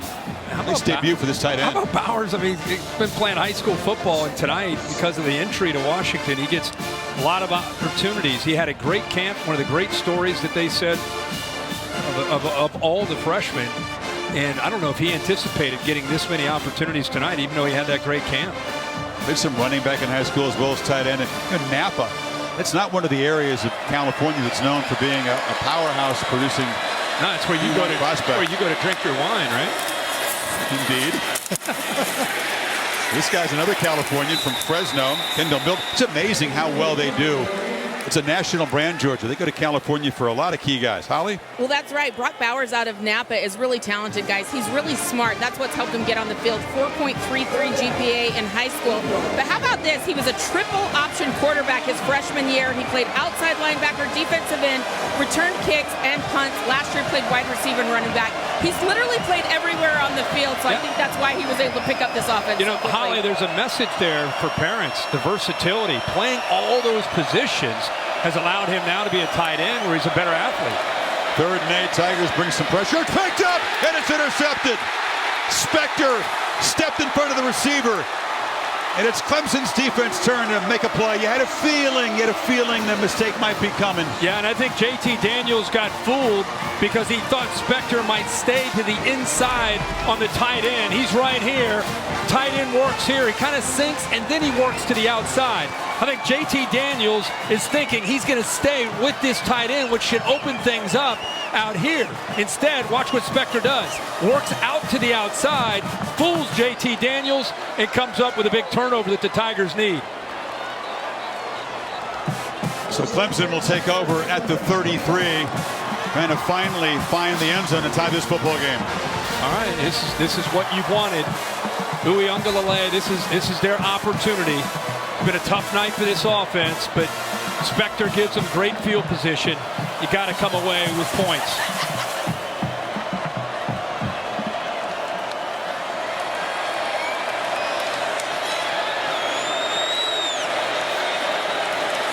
Option look, Shipley on the pitch. Dogs close it down quickly and knock him down after a 3-yard gain. Nolan Smith on the stop. Well, if he's going to run that speed option, he's got to attack the defensive end, Nolan Smith. You're pitching off of Nolan Smith. You can't pitch off of him and then allow Nolan Smith to go out and make the play. The option is about taking that defensive end. Nolan Smith commits to you, then you pitch. DJ didn't run too much option in St. John Bosco. No. But again, in this offense, they got to throw that wrinkle in. Pressure is picked up, trying to buy time, and now he can't escape. There was good coverage. Eventually, the rush got to him. It's Jalen Carter. 4th sack tonight for the Dogs. This play kind of sums up what's happened tonight with some of the inexperience. You've got a couple guys running the exact same route in the same exact area. That's not good. And it affected the rhythm and the confidence that he had. He's really struggling to come off primary. Look at these guys. There's no one open. You got 2 guys standing next to each other, nowhere to go with the football, and he's having a hard time working from his 1st to 2nd to 3rd option. He's locking on primary. If it's not there, he's in trouble. 3rd and 16. They're going to squander this great field position. Sacked again. Relentless pass rush. They swarm him. Adam Anderson. His turn to eat. They get pressure this time without blitzing. You know, if you're a Georgia fan, you're enjoying seeing the linebacker play tonight. Anderson is over here. Smith is over here.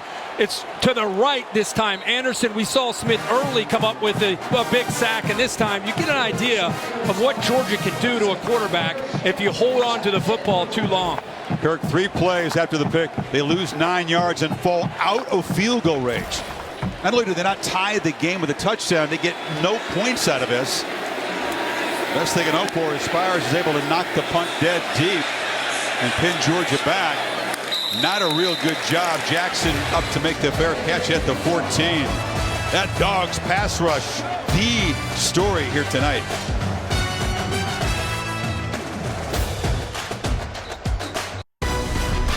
The Dukes Mayo Classic, presented by Capital One on ABC, is brought to you by DoorDash. Get more from your neighborhood.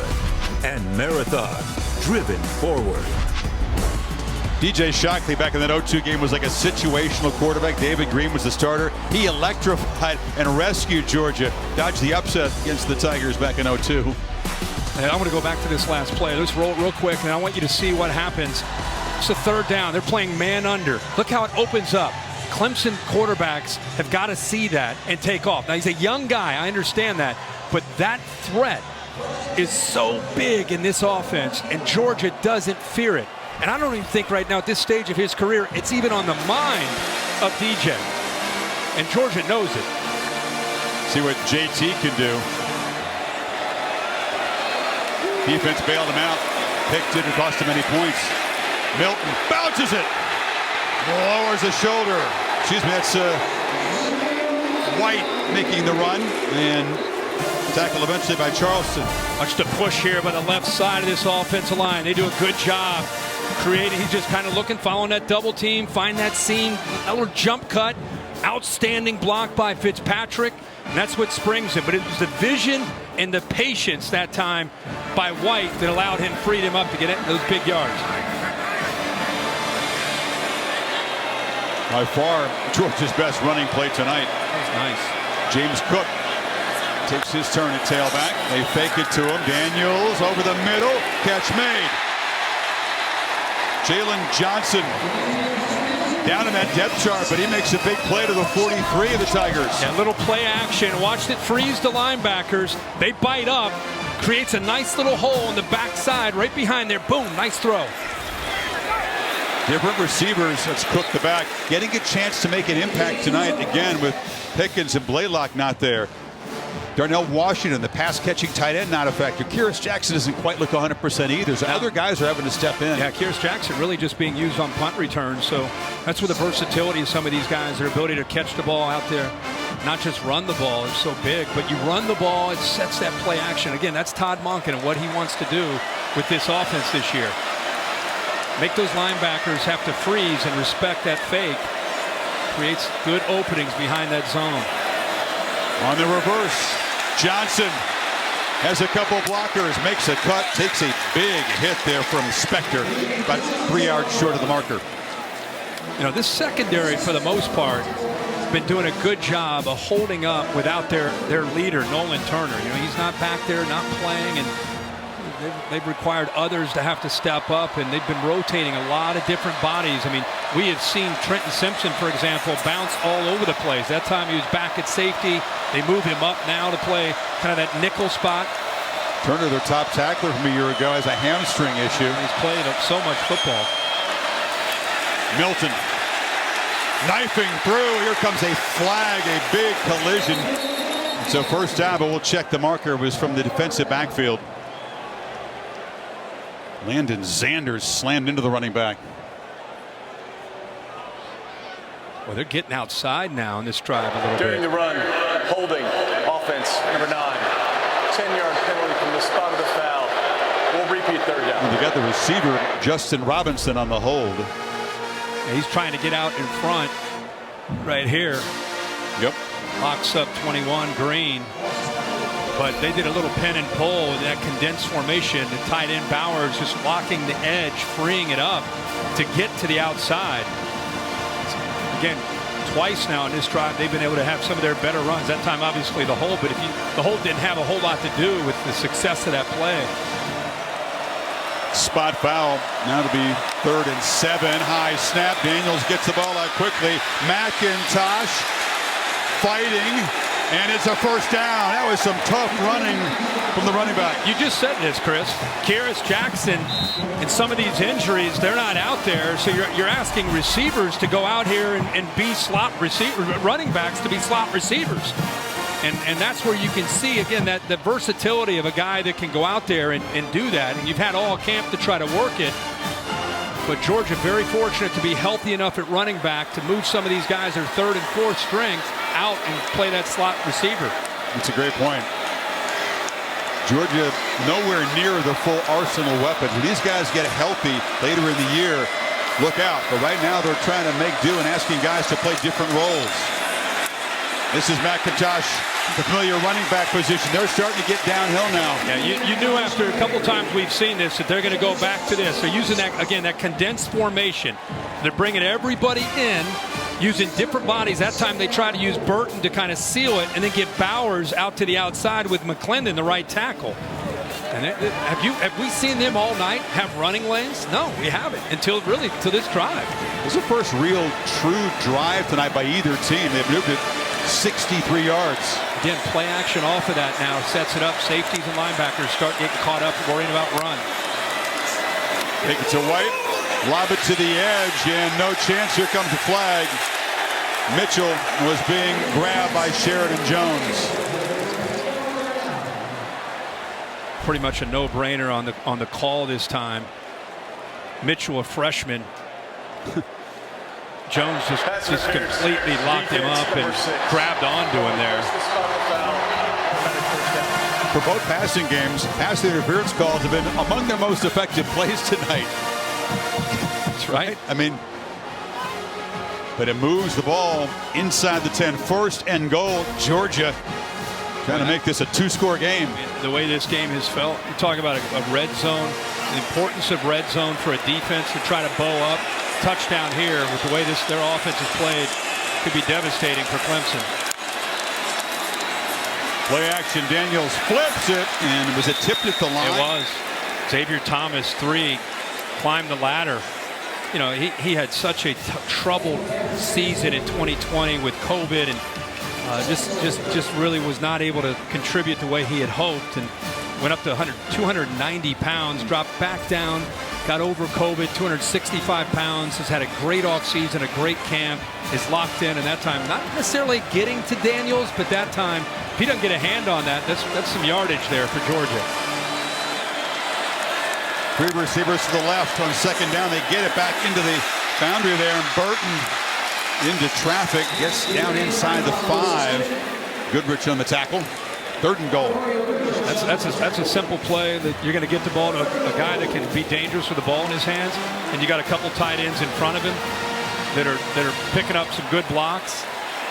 Clemson able to get off of those blocks and keep him out of the end zone. Remember, we just said pivotal point in the game for the Clemson defense. That's a huge 4-point play potentially.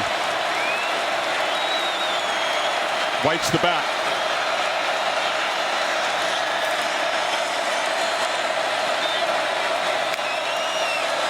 Daniels looking right, launches into heavy traffic. Broken up there, a dangerous throw. Brock Bowers was being bracketed that time. It's 4th down. Wow, Makuba looked like he might be able to come up with an interception. And you're right, sure, that was heavy traffic that he threw that in there. Skalski was back there as well. He had 2 different receivers running into the same area. Can't really tell who he's trying to get it to. I don't know if he's trying to get to the bigger Bowers, who really gets his hands on the ball. He did. He somehow, boy, he got up. He did, but Smith didn't do him any favors. His teammate kind of knocked it into him as he was trying to grab the ball. 4 guys within a phone booth, basically. But the Tigers do get the stop. But Lesney missed earlier. This chip shot, crucial from 22 yards to make it a 10-point game. And he drives it through. First long drive of the night, 11 plays, 81 yards, 10 zip Dogs.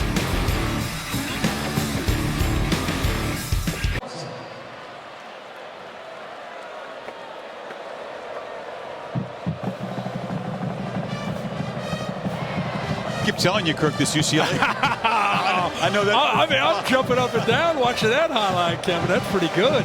Boy, it's nice to see the UCLA, the powder blue and the gold. If they can get them going. If they win today, it's fun for the sport. They win today, man. 4th year he's been there. I just thought it could be the year they get it going.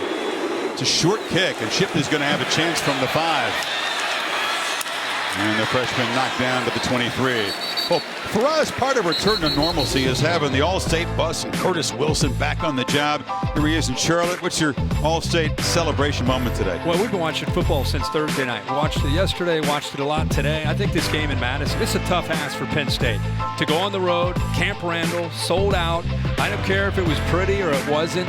That is a great win. Think about how last year started in Bloomington. Remember that play that was reviewed? Oh, yeah. Penix get in, did he not? Ended up being a devastating loss they struggled to recover from. This time, they find a way to win it on the road. So that's the big celebration. Tremendous defensive effort on the road.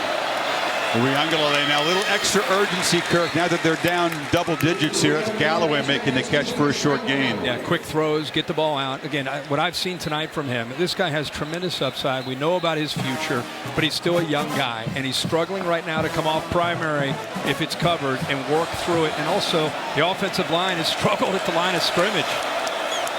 Here comes pressure again. They block Dean that time. A flag comes in. They might have held him to block him. And now another flag comes in late. A lot of pile of laundry on the field. That could be a chop block. Once you're engaged with a defender and then you go underneath, you submarine him. That's a problem.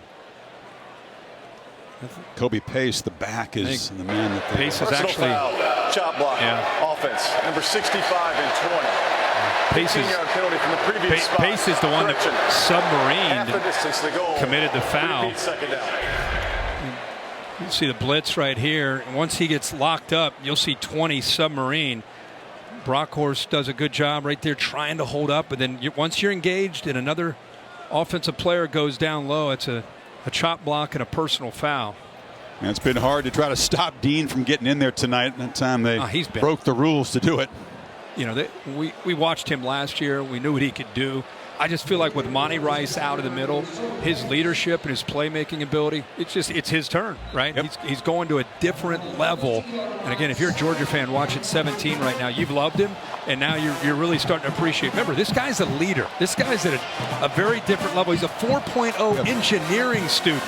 You know, coaches will say, we're watching film, and he's like, well, I got a big engineering test tomorrow. It's like, oh, well. You do you, man. You go do your thing. He uses part of the brain power on the football field, too. Absolutely. Serious leader and a tremendous athlete. 2nd and 18. Uyunglele lay hesitation and just plows forward for 4 or 5 yards. Holly? Well, you're talking about how smart Nakobe Dean is. I talked to him this week about his academic workload. He's actually taking a machine design class and mechanical engineering level 200 classes right now. He's doing that in addition to his football work. And you can just see how smart he is out here on the field. He's telling everybody else what to do. I've seen him correct guys several times. He also knows the angles. I just think there's something in that engineering smarts that's helping him. Well, he is not only leading Holly tonight, he's been the dynamic playmaker, blitzing often and finding those creases to get into the backfield. What do they got on 3rd and 14? No protection again. Sack off the edge. Trayvon Walker joining the party. A 6th sack. And they do a little twist stunt from inside and outside. The left side of Clemson's offensive line right here struggles. You'll see it work in, and then on the outside, he's able to work back into the middle, affecting the communication, and ends up getting in. Kirk, it's shocking. I mean, all the years the Tigers, the stars come and go, the production doesn't dip. They have 92 total yards tonight when you subtract all the yards from those sacks. 92. We're almost done with the 3rd quarter. Spires boots it from the goal line. Jackson drifting back to his 39. Sidesteps some traffic. A flag comes in on the return, which figures to spoil the field position. They would have had the ball in Clemson territory. We'll check the marker with 10 seconds left in the 3rd quarter. Georgia has run 44 plays tonight. Clemson the same number. During the return, illegal block in the back. Return team number 7. 10-yard penalty from the spot of the foul. It'll be 1st down, Georgia. This is a little bit like NFL football. I mean, the number of plays. Speaking of Sunday, it's college football. The Fighting Irish, ranked number 9. Jack Cohn, the ex-Badger, taking over at quarterback, visiting Tallahassee at 7:30 Eastern time. And then on Monday, Labor Day, back to Atlanta. Louisville Cardinals and the Rebels of Ole Miss. You'll be there along with Reese Davis on that call. ACC teams involved 5 consecutive days from Thursday to Monday. Yeah. Lane Kiffin now with COVID, he will not be able to be there to be able to coach in person. So we'll see how that impacts that game. We talked about the Penn State game for so many years. It's been championship teams playing explosive offense, 50 points a game. LSU, these Clemson offenses, Alabama. You felt that 21 might be a much more defensive year. We're seeing early signs of it. Why? Yeah, I just thought before the season started that would be my trend this year, and it has everything to do with COVID restrictions a year ago. It impacted defenses more than the offense. They didn't have spring ball. Defense is about continuity, playing together, being with each other, and they couldn't do it a year ago. This year they can. Daniels rolls out, finds Bowers again, and the young tight end is having a heck of a debut. 1st down near midfield. Yeah, he snuck behind James Skowski, and all of a sudden, starting to see this quarterback, JT Daniels, starting to find some answers to this athletic defense. So that has a lot to do with outside. They're starting to attack outside in the run game and outside on play action. 6 catches for Bowers. He's been the featured guy. 15 minutes to play in Charlotte. 10-0 Georgia. Back after this message and a word from your local ABC station.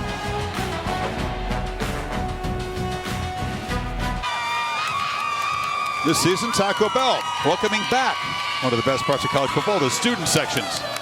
Lip-Mas Student Section of the Year contest has returned. ESPN.com/Taco Bell to see how your school can compete. Beginning of the final quarter. Dogs from their 48 up 10. And off inside to White. You know what I'm excited about, Kirk?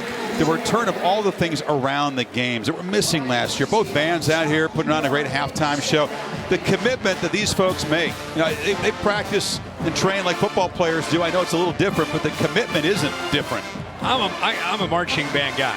I mean, I love the marching bands, and I think it's one of the things that, again, separates college football. You know, the college football, it's a sense of community, the tailgating, the student bodies, the cheerleaders, the band. Boy, did we miss that. Soundtrack wasn't here last year. No. You're trying to pound away the middle. This is White for a short gain. It's going to be 3rd and 4. Spector on the stop. This Clemson defense is doing everything they can to keep them in this football game. At this stage of the game, down by 10.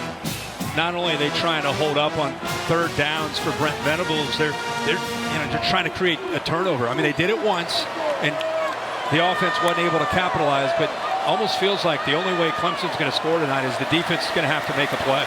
If you count that punt that touched a man's foot, that's technically a turnover. They've got nothing out of the 2 takeaways at all. They had great field position both times. It's true. Daniels swarmed and sacked. This time it's the Clemson pass rush getting after the quarterback.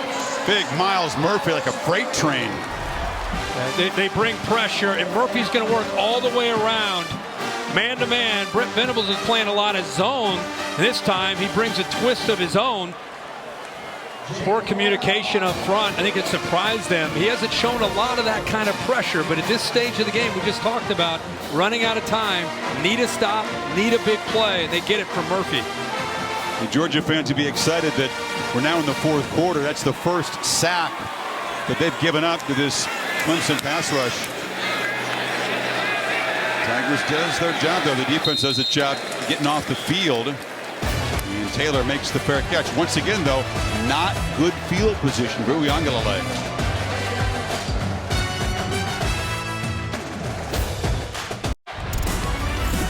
This week's college football rankings brought to you by PlayStation. This is the AP poll. I said earlier that I think the winner of this game, great chance to move up to number 2. Oklahoma escaping against Tulane. Yeah, I think Oklahoma is almost like they got up big, and then they, like last year, they took their foot off the gas and almost caught them. Alabama was just at a different level. All the teams that played, they looked incredible. All right, Clemson, how many more possessions will they get? Down 10, backed up, pass rush again. Uiagalelei escapes. At least he doesn't get trapped behind the line, able to get about 4. He just reminds me of a young guy whose mind, you know, sometimes you watch a guy like a Trevor Lawrence or a Joe Burrow, and the game looks like it's slow, like the game is slowed down. This is an example where the game is fast. It's almost in fast forward. The coverage, everything he's seeing, it's happening so fast. And against a good defense, it's a bit overwhelming for him. Off the play action, back pedals, delivers underneath, but they are all over. Tight end there. Tyndall. And there's just nothing that's threatening this defense downfield. They're sitting back with 2 safeties, nothing at all. So it allows these linebackers and the safeties to let them hit these little dinks and dunks and then just rally. Let them make the catch. Use your athletic ability. Well, they're 3 for 12 on 3rd down, and 5 of Georgia's 6 sacks have come on 3rd down. Is the pressure going to come from out here, or is the pressure going to come from the backers? Then Jay Dixon, hadn't had a touch tonight, is now in the game at running back. And false start. Now it's going to get even tougher on 3rd down, Kirk. They didn't hear the whistle, ended up knocking down the quarterback. Caught a break there on the false start. Dabo's upset because they hit his quarterback. They did. They didn't hear the whistle. Yeah. Prior to the snap, false start, offense, number 71, 5-yard penalty. I mean, is this just a great opponent? Should Tigers fans be extremely alarmed with this offensive line going forward? The offensive line was the question coming into this year. And after that Ohio State game, and it continues to be the concern. You know, you got to build continuity, and you got to find some guys that can handle a pass rush. The thing is, how often are they going to see this kind of defensive line and linebackers the rest of the season in the ACC? The third down was a nightmare in that game against the Buckeyes that you mentioned, and has been again tonight. Now they need 9. Allen comes in motion, 2 by 2. Uiagalelei from the pocket delivers downfield, and running free is Ngata, and that's the huge play they needed. They're in Georgia territory. Yeah, a great job by Ngata getting off the coverage there by Kendrick, but it was the offensive line. We keep being critical of the line. They're not helping out. That time, Georgia doesn't blitz. They just bring 3. It allows the offensive line to give the big fella enough time. And the one receiver that's been able to get some separation is Ngata, and he comes up with a clutch catch on third down. Yeah, his 7th tonight, that one for 44 yards. Dixon, the veteran of this running back core, waited a long time to get involved tonight. Scoots for another first down. And also just good vision. That play was designed as an inside zone play, and it was just taken away. Remember how tough it is? We talk about the run between the tackles. He's trying to get the ball up in the middle, but right away he sees he can't get in there, but he bounces it outside of Walker Parks, the right tackle, and he's got speed. So the vision and the speed, one of the better runs of the game after that big completion to Ngata. They follow it up with a nice run that time by Dixon. That's their longest run tonight of 10.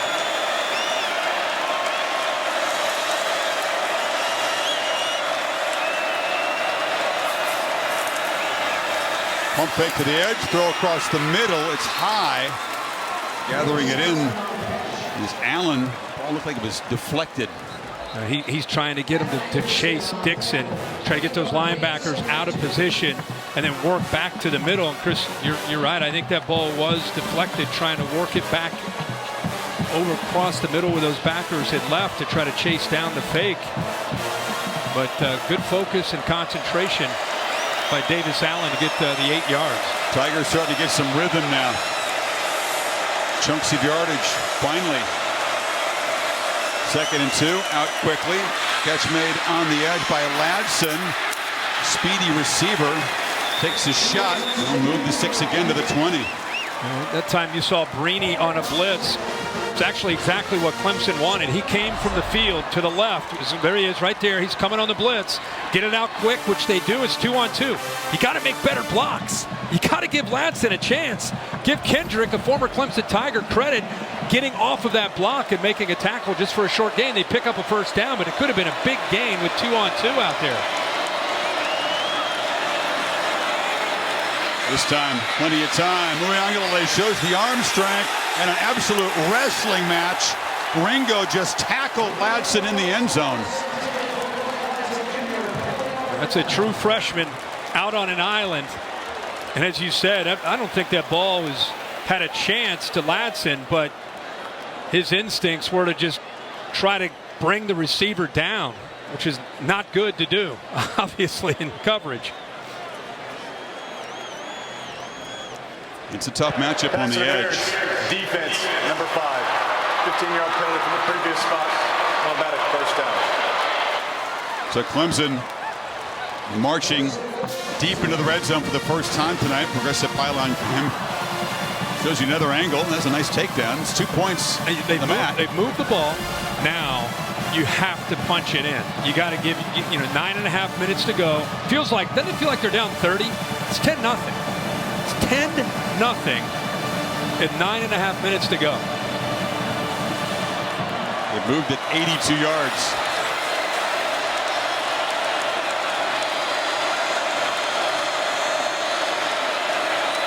Fake it to Dixon. Uiagalelei has to just throw it away again. Smart. Nothing but traffic. 2 receivers next to each other. 2 DBs and Smith, who had the pick 6, came under pressure that time. Little smoke and mirrors. You got Justin Ross going in motion. Everything's covered. That's a great decision. Great decision. Instead of trying to force something and trying to be impatient, I got to try to force the throw in. Uiagalelei that time just throws it away to live for this next down. He's a big dude. We haven't seen many design quarterback runs. You're at the 5-yard line. I keep asking, especially down here. How many times Deshaun, Taj Boyd, Trevor, down here, that's what they did. UB run. Instead, he drops back from the pocket, throws a slant into traffic. It's broken up nicely. It was Greeny stepping in front of Ladson. It'll be 3rd and goal. That is really good coverage by the senior. Kind of playing him from the inside out. And as soon as he got to that back line, Greeny gets his head turned, waiting for that ball to be thrown, and gets inside underneath him so he doesn't have pass interference and sees that football. Man, that was good. Another one of those crucial potential 4-point plays. Can the Tigers find the end zone? Empty backfield. Georgia defense all spread out. No pressure on Uyanga to lay it first. They bring pressure late, and he just chucks it out of the end zone. Excellent, excellent job by the Dogs in tight after giving up the big plays. I thought they put the flag up, but I think it might have been a shoe. Looked like a flag, but I think it's just a shoe from the Clemson wide receiver. You're right, Chris. Georgia hunkers down. Sure did. Inside that, right about the 5-yard line. They just spread across the field. Yeah, and the plays there again. You taken away QB run. Georgia didn't even think about having to defend that. Makes it really tough to try to throw the ball against that group, that secondary. B.T. Potter from 22 to get the Tigers on the board. Does his job. Not what they were looking for. 10 plays, 82 yards, but it's back to a 7-point game. 9:08 to play in Charlotte.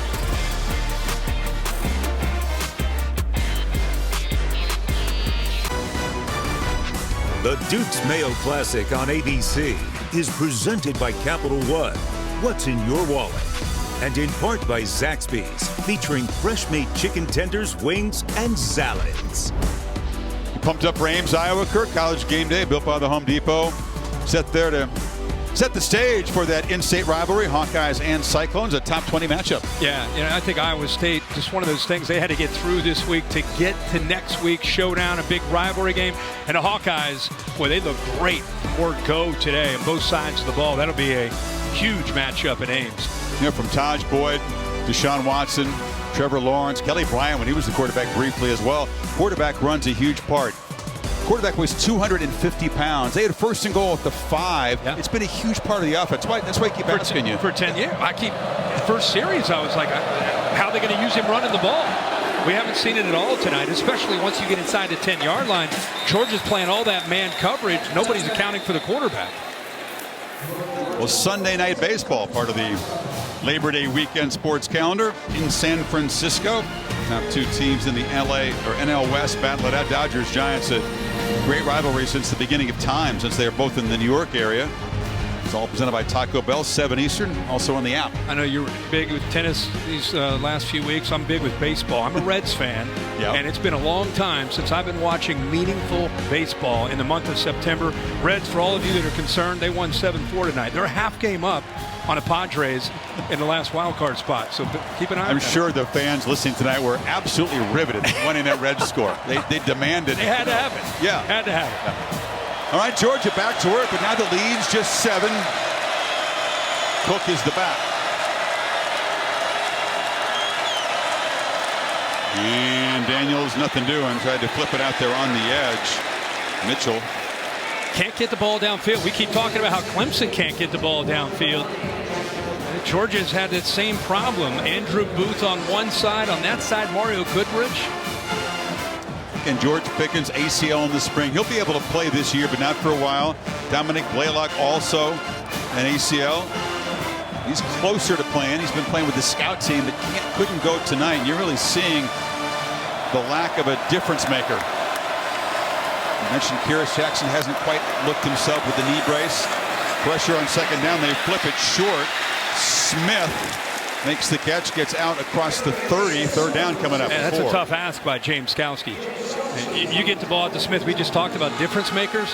They feel that Arian Smith will become that. He's a freshman, 6 feet, 185 pounds. Talking world-class speed, like 10-100 type of speed. And Skowski's out there in the flat trying to catch up with him. That run is fast. That is flat. That's world-class. Hadn't gotten loose tonight. Georgia 4 for 11 on third down. They try to throw it short, and blowing up the play on the edge beautifully is Booth. What a play, fourth down. Well, it's not just a tackle, Chris. It was the anticipation and the reading of the play. He's able to get by a potential block of Burton, number 7, because he saw this and read this so quickly. See how he shoots right there? Gets underneath Burton. Burton never had a chance. So he makes the tackle, but it was the recognition, the quick read, and how quick he was able to make a decision to get up there. It was a quick drive. Dogs not able to eat much clock. They'll have to punt it away here. It's a low boot, but it drives Taylor all the way back inside the 25. And he's able to scoot forward for a return through the 35 as the tempers begin to flare on that far side in the Tigers bench. There must have been a big hit there, a little hit towards the end. I think the reaction there from the bench, they're trying to get a call of a late hit on Taylor. Or was it a horse collar? I think it was just the fact that it was well after he was out of bounds. Look. Snappers down there trying to get down.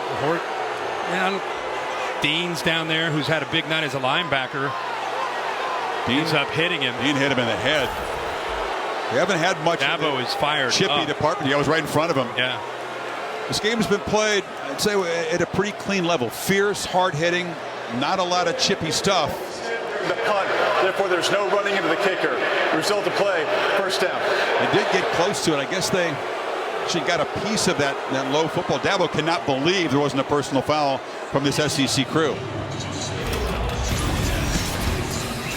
how close they came to getting that. I don't see a tip there. They didn't touch it. They did bump him. They didn't bump the ball, though.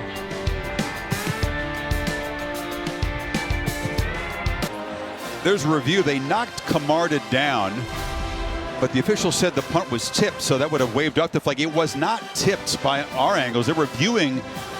Bill Lamagna, the review should confirm that it wasn't tipped. This would be the 5-yard variety. There wouldn't be a first down. That's correct. They've announced that it was running into the kicker, no running into the kicker because of the tip. Replay can review. The ball was not tipped, so we're talking about a 5-yard penalty.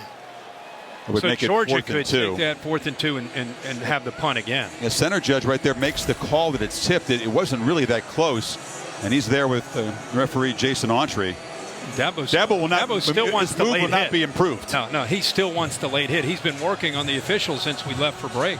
I think he's got an argument for the late hit out of bounds. Dean hit him pretty late. Yeah. I do too, but it's smart they're talking to because they'll be given the option of punting again. Yeah, do you want to punt again? Give him 4th and 2. He's still. When it happens right in front of the coach and you don't call it, you're going to get that. Touching of the punt. SEC. Therefore, running into the kicker, 5-yard penalty from the previous spot. It will be 4th down and 2 yards from the 37-yard line. So, this is what Bill was talking about. I don't think it's so much the snapper. It's this hit right there from Dean. I mean, he's 2.5, 3 yards out of bounds. I think he's clearly out of bounds. It's a shame they didn't pick that up because that's a major. I mean, that's 15 yards. Well, here's the question. It would have been offsetting. It would have. No. What would the call be? It would be? not be offsetting because that's a dead ball foul. So you'd have the live ball foul for the running into the kicker, and then push after that, you go forward 5, then you're going to go back 15. Yeah. Right, but it wouldn't be a Clemson ball with the improved field position. No, it would be a re-kick. Yeah. No, you'd be back 15 yards from basically the 33-yard line. And of course, targeting could have come into play there had they chosen to review that.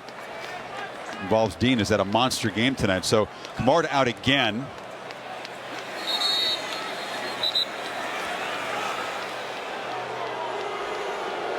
Nine penalties on Georgia tonight. 6 on Clemson.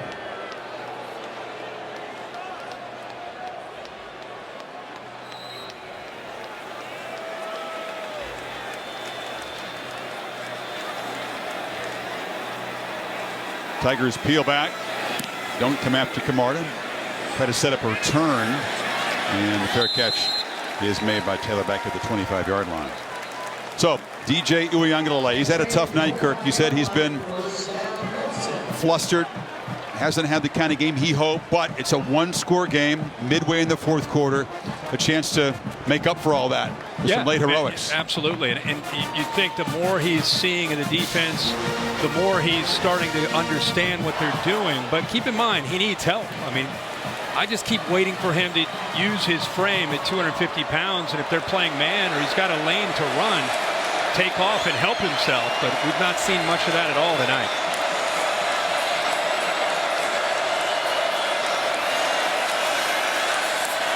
Delivers far side, broken up, and their flag comes in late.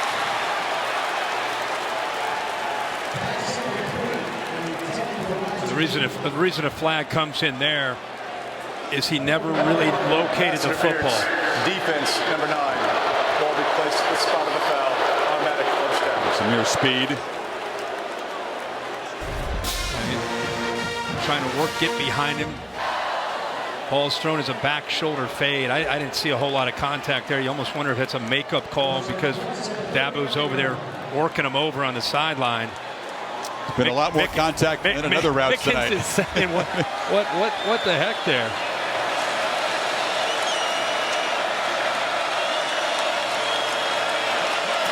Dog show pressure. Uiagalelei rolls and has to lob it away. No chance to make a play on the edge. They went back testing speed again to the back Dixon. So again, this is the inexperience. You know, when you think you're going to hit a wheel route down the sideline. You get excited about it. You think it's going to work, and you just lock in. You lock in. You lock in. You telegraph, and then you float it. Lucky he threw that away where the defender could not make a play on the ball because floating it up there, the safety easily, if that ball's in play, makes an interception. But he brought the safety over by just staring it down the whole time. And Ngata is set out to the right. He's been the key target tonight. And they try to get it to him in traffic, and he makes the catch. If you're the Dogs, you're looking for number 10. He's been the playmaker tonight.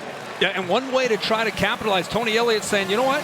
Instead of trying to defend these guys, blitzing these backers, why don't we just bring a receiver, line him up from the outside, and just bring him into the middle where they're vacating by blitzing, and just throw these little passes into the middle of that defense. And the Ngata's almost built like a tight end with his size. Strong hands, too. His catches have been in traffic tonight. 3rd and 2 from the pocket. Short pass. And fighting and stretching the ball for a first down there is Braden Galloway. So Clemson on the move now in Georgia territory by the nose of the football. Good recognition that time by DJ. They blitzed a linebacker, Walker, who was right across from Galloway. Looked like he was in coverage. He ends up blitzing. Safety was way off the line, so a little outcut gives him a chance to get the ball out quickly with that soft coverage and get a first down.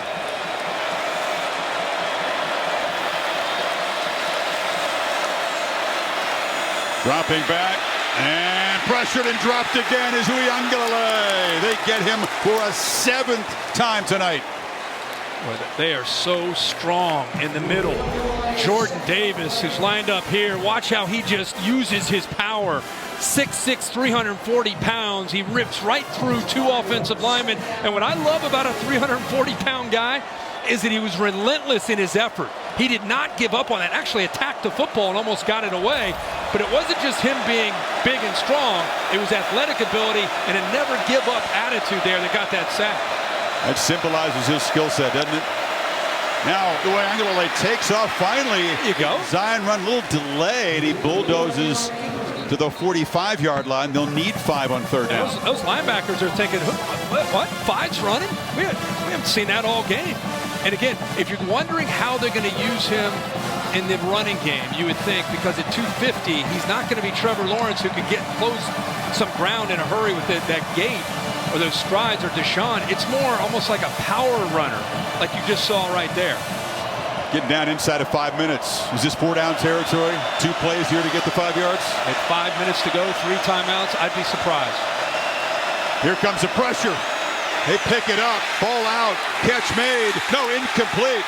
Galloway had his hands on it, could not hold it, And Scene was there to make a clutch play. And now it's decision time for Dabo. 4th and 5. Give Scene a lot of credit, man. That was a big-time play. Galloway is a very talented receiver as a tight end. And he does a nice little whip route, comes back underneath, and as soon as he has the ball in his hand, 16's able to get up there and knock it right there with his hand. Gets his hand on the ball to dislodge it. He looks like he is going to go for it. Yeah, Sweeney put some chips in the middle of the table here. They need 5.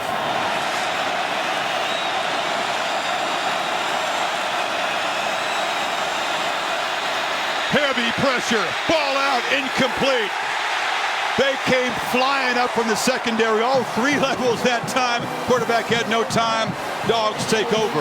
Yeah, they brought Scene. They brought the 2 middle linebackers. You're right, Chris. They dialed it up here, here, and here. Overmatched the offensive line. Just not enough guys to pick up that pressure. And he's trying to hit the crosser, and that pressure got the best of him again. If you enjoy the defensive side, if you love a pass rush, man, you are in heaven tonight. It's been ferocious. I mean, he didn't. After the 4th down stop, the Dogs take over. 4:49 left. Sitting on a 7-point lead. Georgia's offense has produced only a field goal tonight. White bangs straight forward. Time and time again, Brent Venables and the defense have had to step up. They've had to come up with an answer. They've had to come up with a stop. And they've been able to do that. I mean, this game felt like it was getting away from Clemson. It felt like, well, they're going to get too far behind. But this defense has really answered the call. You mentioned it's 10-3, and we keep kind of kidding at breaks. It feels like it's a lot more than that. But Georgia's only scored, they had a pick 6 and a field goal. That's it. So can the Tigers do it one more time as we get close to 4 minutes to go in this game and try to get the ball back to Uiagalelei? The old man Skalski directing traffic out there. White, can he get the edge? Well, he's knocked down at the 46. It'll be 3rd and short. Here's the only touchdown Georgia scored. Christopher Smith jumping the route. 74-yard pick 6 return. 3rd down play, blitz coming. Smith is a veteran anticipating a throw right at the sticks, which is exactly what he got on a glance route. Jumped it, eyes up, and that is the difference in the game and the only touchdown that we have seen tonight. Talked about that Clemson defense, Kirk.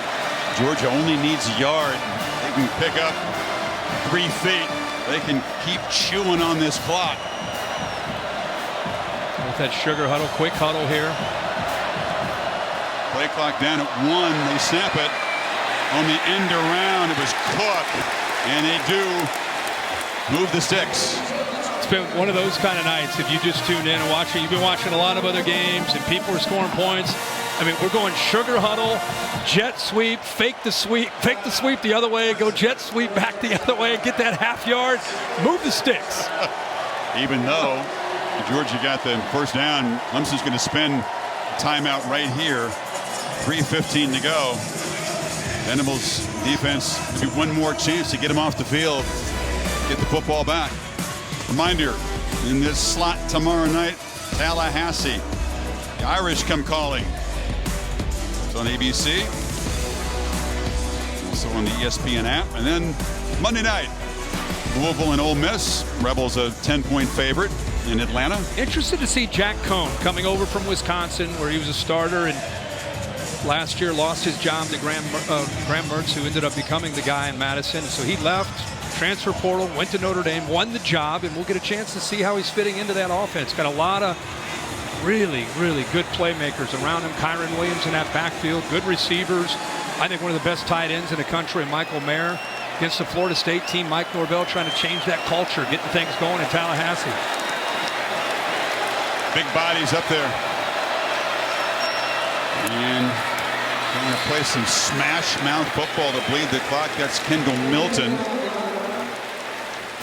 Clock rolling. It'll be inside of 3 minutes. Yeah, holding on to those 2 timeouts. Venables almost halfway out of the field, communicating, making sure everybody's on the same page. It may have been a busted gap. And right now they are just trying to shoot gaps. Brazee was there. He beat his man, got into the backfield, but a pretty good job of getting around him to get some positive yards to set up a 2nd and 6, and Daniels in no hurry, obviously, trying to milk that clock. I've been standing in the huddle, watching the play clock tick down inside of 7. Now they'll run up there quickly. Once again, end around. Cook makes a cut, and he's knocked down about a yard short of the marker. We're also kind of in fringe field goal range for Podlesny if they want to try a long one to pretty much ice the game. That would be in play here. These tight ends are working from Georgia, doing a really good job. Both Fitzpatrick and Brooke Bowers helping set the edge on some of these outside runs. Let's go back to Kevin Nagandi, get an update from the Rose Bowl, your UCLA Bruins against LSU. There's no way. They're still hanging in there.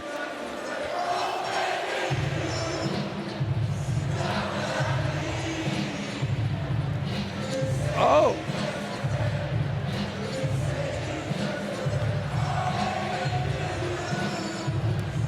Kevin, I keep saying you got to get in front of these bold predictions. You can't react to UCLA beating LSU and going, what's going on over there in Brentwood? These boys are playing ball. You got to try to. It's Westwood. Or Westwood, not Brentwood, Westwood. But you got to take a little bit of a chance. Well, you did. Once in a while, you stumble into one. Put it out there. Westwood, Brentwood. Westwood. But tonight's in Pasadena. All right, here's a big ball. I actually saw some UCLA fans in the stadium, which is exciting. That's good. Need a yard. Move the sticks again. White is the back. He's got it.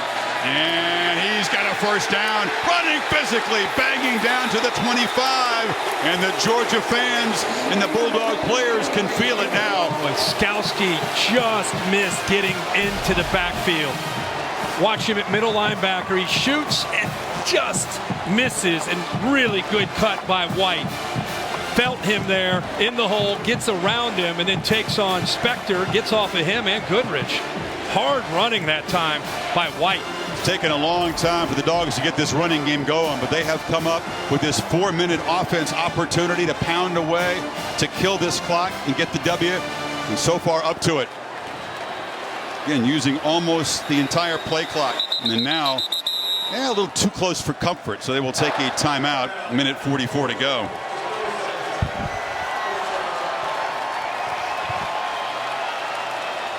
Wow, and the intensity, the energy in this place, the collision of two heavyweights, inexperience on both sides, a lot of mistakes on both sides. The defense have had their way, but first of all, it's fun to be in a close game with you. It's fun to be in a close game. I don't think we had one last year. No, we did not. No, really, the whole season. We didn't have a close game. Really? What'd you say the average? I remember. It was every time. 26 points per game was the So, hey, we got a margin. possession game, and it's just both these teams knew that it was going to be a battle. Both these teams knew when you take on a top 5 opponent, it's not going to be pretty. It's going to be a grind. There's going to be some tough moments. No matter what happens, you win, you lose, you're going to grow and develop and keep growing. And Clemson, man, if they lose this game, they've got to do a good job of getting their offensive line right. So much to learn from with their young quarterback and how they get better around him. Of course, the fact is Clemson's going to be heavily favored in all of their ACC games after this. That's why it's not an elimination game. This is White.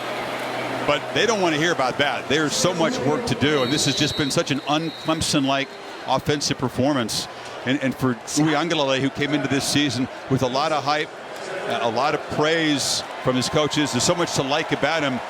Not what he expected from himself and what the Clemson fans thought was going to happen tonight. No, not at all. I mean, he came in highly decorated, could have gone to any school in the country, and ends up coming all the way across the country to go to Clemson to become that next guy after Trevor Lawrence.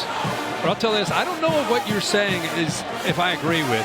I don't feel that they might be heavily favored, but I don't think it's just throw your helmet out on the field kind of year for Clemson with this offense. I didn't say that. I think there's going to be some games, especially when they go on the road, with this offensive line and with this young quarterback who's got a tremendous upside, still trying to find a running back. I think they're... We're at NC State. Could be. At Syracuse on a Friday. Could be anywhere. I mean, okay. This offensive line right now, with this offense, I know Georgia's great, but I don't know, man. But one more first down would do it. White tries to make a play, lowers the shoulder, gets down inside the 20. Tigers cannot stop the clock here. And Dogs won't have to snap this till about 50 seconds to go for this third down play. Yeah, we're talking a lot about Clemson, but we got to focus on Georgia too. I mean, it looks like they got a chance to probably win this game, and JT Daniels, they're going to continue to get better with this offense. This defense that Georgia has going to keep them in every game they play, going to make them, they're going to be a team that's going to be a heavy favorite in every game that they play.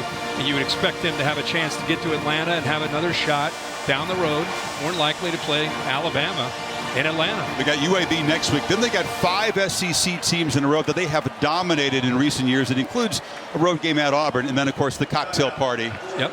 And I don't know if they're heavily favored in that, but they look good, and they look like the clear favorites to once again lead the country in rush yards allowed. Clemson has a grand total of 2 rushing yards when you subtract the sack yardage. What I like about Georgia's defense is I like how Dan Lanning and his personality with Kirby Smart, you could just feel the confidence that they have in their front. And they've got some special leadership with this group.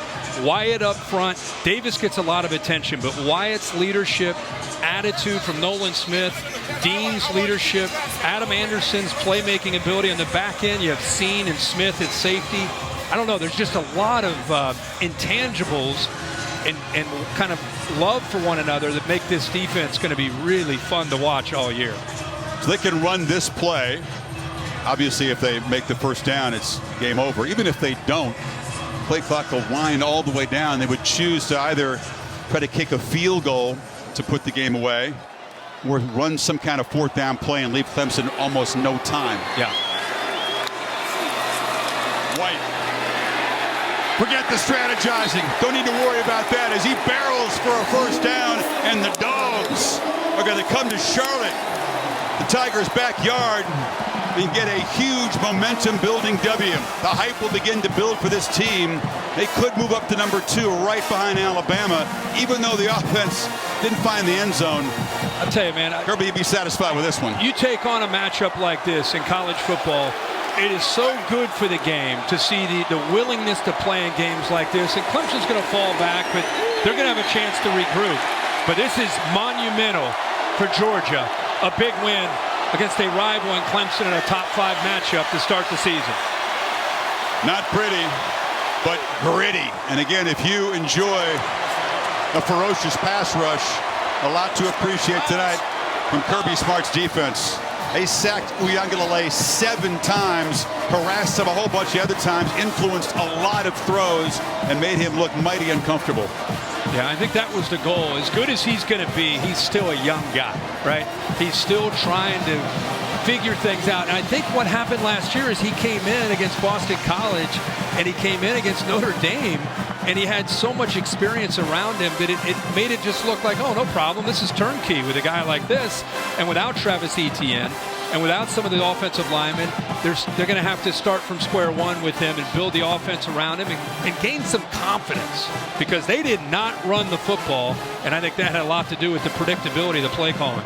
JT Daniels did not light it up tonight, but he goes to 5-0 as a starter at Georgia. Now let's go down to Holly. Well, we were ready, but now they're going to take a second to talk to Brent Venables and James Skalski. Kirby took his time saying some nice words to many of these players. And, Coach, for you built your career on defense. You know what good defense looks like. How do you describe what you saw out there tonight? Aggressive, getting after it. You're either elite or you're not. And that's what we've been saying all camp. You're either elite or you're not. And tonight we played a really good game defensively. And look, guys, Clemson's got an unbelievable team. But I'm so proud for our university to come in this atmosphere in their backyard where they play their ACC championship game and come here and win this game. A lot of resiliency and a lot of composure. There will be hype after this game for your group, but what does this win actually mean reality-wise for you? Just like we said if we had lost. Everything's still in front of us, but we got a really tough game next week against a team that's really good, and we're going to have to spend a lot of time getting better to be able to be the team we want to be. Your offense extended a drive when they had to in game-winning fashion. What do you say about your offensive performance? Connection, resiliency, composure, and toughness. That's what this team's about, and they believe in that. They love each other. Thank you, Coach. Thank you. Appreciate it. Those are 4 great qualities to have, aren't they? We just talked about, when we were wrapping up the broadcast, we just talked about and witnessing the team. You can just sense how much they like each other. And remember you talked about what's the difference in defensive football this year from last year? It's that stuff right there. That's why you play good defense. 6 different dogs got sacks tonight. That makes it sweet. And big Jordan Davis, one of those guys in the middle there, is with Holly now. Well, this man was the anchor. How sweet was it for you to get this kind of defensive performance and win in your hometown? It's amazing. We came out here, we wanted to make a statement, and we just came out here, we played our game, we worked on our technique. This is something we've been working for all summer. So when we come out here and play the game we're supposed to play, especially in the hometown, it's amazing. It's an amazing feeling. Sometimes first games don't go to script. How do you guys think you did from really being focused and being mentally prepared tonight? Well, we was always mentally prepared. We came in here, we have a business trip, we have a job to do. Some things don't fall our way, but we adjust, we get back to where we need to do, and we get back to our technique. Our technique saves us at the end of the day. I saw Clemson trying to defend you with 2 and 3 players on almost every snap. How did you have the endurance to get this win and finish this game? It's something I expect. I always say 2 on me, somebody's free. So, I free up a linebacker or I free up another D lineman so they can eat. So it's amazing that they have that type of respect for me. But, at the end of the day, I just want to do whatever I can to help the team. Everybody ate tonight in Charlotte, your hometown. Thank you, Jordan. Thank you. That was a feast. You're right, Holly. They smothered the running game. They got after DJ. Christopher Smith with a 74-yard pick six was the difference. What an engaging he's a great guy. Defensive tackle. Yeah. I mean, his size comes over to talk to Holly, and he's just like a pro sitting there talking to Holly post-game presser. Boy, he is it's 99. Keep an eye on him all year, right in the middle of that defense. Defense only had to play 60 snaps against that Clemson offense. That was a relief. He looks like he could play another game right now, big man, huh? It was fun. We hope you enjoyed it. Full-fledged college football coming back. We appreciate the fact that we can have Mark Amento, Mike Leck, Darren Brown back in the booth. The game was produced by Bill Bonnell, directed by Derek Mobley. Great to have all of our crew back together. Kirk, enjoy it next week. We'll see you in Happy Valley in a couple of weeks for the Whiteout game. Nittany Lions and the Auburn Tigers. Tomorrow on ABC, Notre Dame and Florida State, now except on the West Coast. Stay tuned for your local news. For our entire ESPN family tonight, so long for Charlotte, 10-3, Georgia.